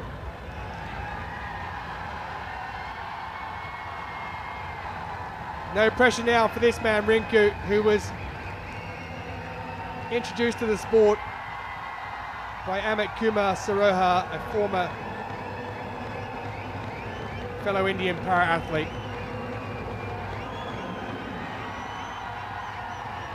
So Rinku throws.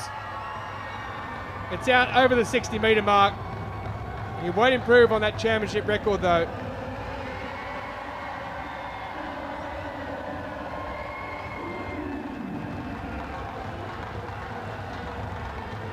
So he adds to a couple of Asian Para Games medals he has. He was silver 2 years ago in Paris at the Worlds. He's now going to be a gold medalist and move up a place from what he did 2 years ago.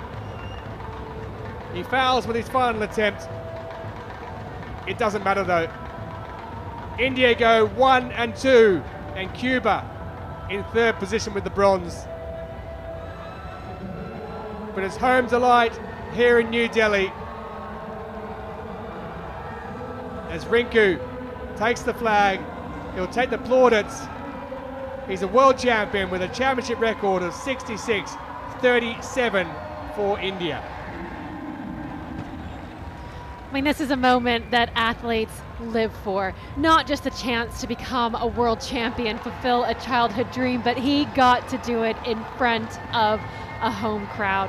I mean, these opportunities are so limited in the lifetime of an athlete, and to have the kind of good luck and good fortune that you happen to be at your physical peak at the same time that your country is hosting a major championships.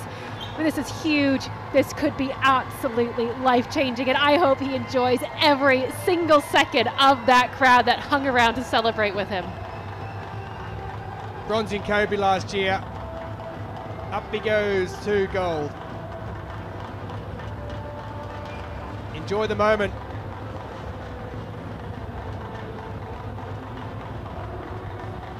"26 years of age, and he's a world champion." Gurjar celebrates as well. Men's javelin throw, F46. India first and second. 3 championship records in the course of the evening. 1 from Gurjar, 2 from Rinku. What a battle it was between these Indian compatriots. 2 biggest sports in this country are cricket and hockey. Tonight, the javelin in para-athletics has come to the fore.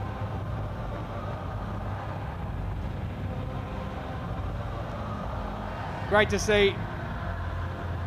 Super support. An enjoyable evening of para-athletics all round, both in the field and the track. That was a lot of fun, that javelin final, and the atmosphere and our best crowd of the week. A few thousand in, and that was absolutely sensational.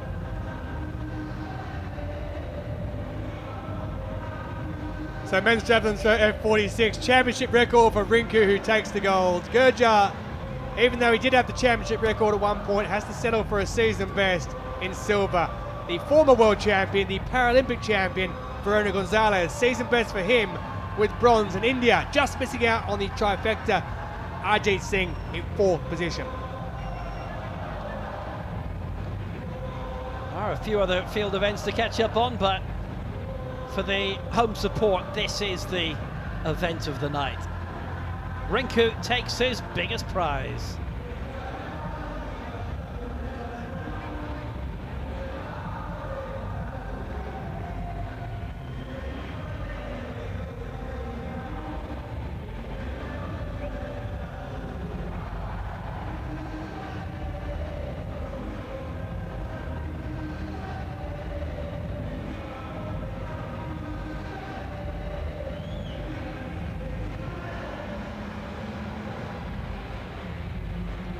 Championship record as well. Had stood for a full decade. Not anymore. From Guo Chunliang in Doha.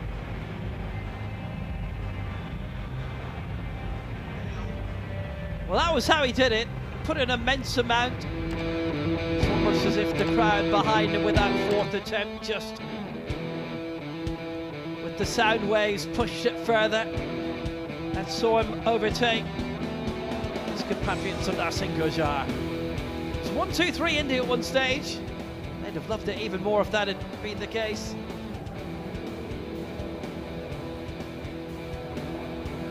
Rinku's night.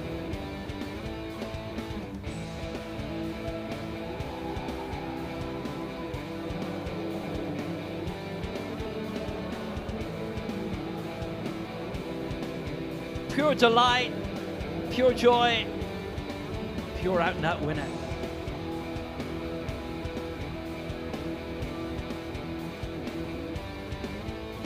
Hopping glad was Rinku tonight, and so were they too.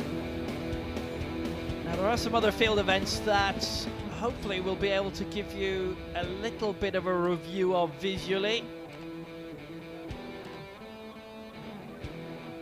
Women's javelin F34 earlier going to Zhao Lijian of China. That was the first event of the night. So Sabrina Fortune with a world record. She has won the women's shot put F20.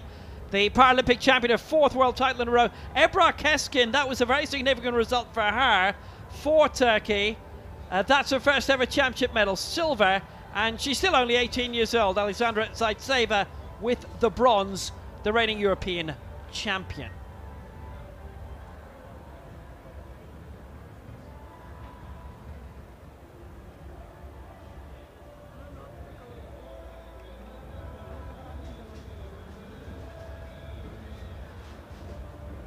Men's discus, it is an 8th world title for Igor Zapinis of Latvia. You saw those throws from him earlier. So the dethroned champion, Andrei Russia of Brazil, silver for him. Velimir Sandor of Croatia, he takes the bronze, having taken silver in this last year in Kobe. And Zoltan Besne of Hungary in 4th, the best ever javelin result for the 3 in a row former European rally champion of the last decade and well-known Hungarian motoring journalist. Zoltan was in top gear, almost. There's that women's javelin F34 from earlier. The new championship record for Zhao Lijuan. That great victory in the Paralympic Games last year. Another world title for her. Zhao Kaiyun, the silver for China. And Dana Crease, great result for the 23-year-old Aussie. And an Oceania record debut, 18.97.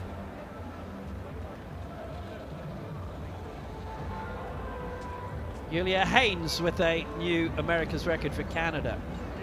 Julia Haynes. In 5th spot.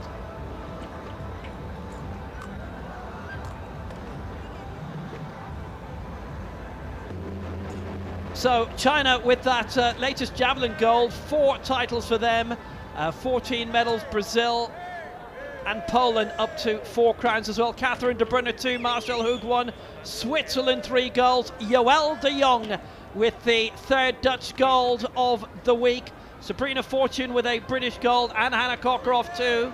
Ireland with 2 golds through Orla Comerford and Greta Strain-Makite. United States finally got their first gold on the board. No medals for Ezra Freck yet. Uzbekistan, they're high on the board. Leia Bayakula. Brussels Marville, she gets a gold there. And Prue, their 2nd medal. That's history. For Melissa Beldera, the 400 T11 bronze. That's their 2nd of the week and 2nd of all time. Czechia, the Czech Republic, along with Denmark, represented by Wagner, a gold. 0 in that tally, silver and a bronze for them. Also that first gold for Latvia through Igor's Apinas. Canada, Croatia, Greece, a bronze apiece. South Africa through Wendy James, and Tunisia tonight as well. Just about 50 nations have hit medals now, and the podium in New Delhi 2025, the night where India won the javelin.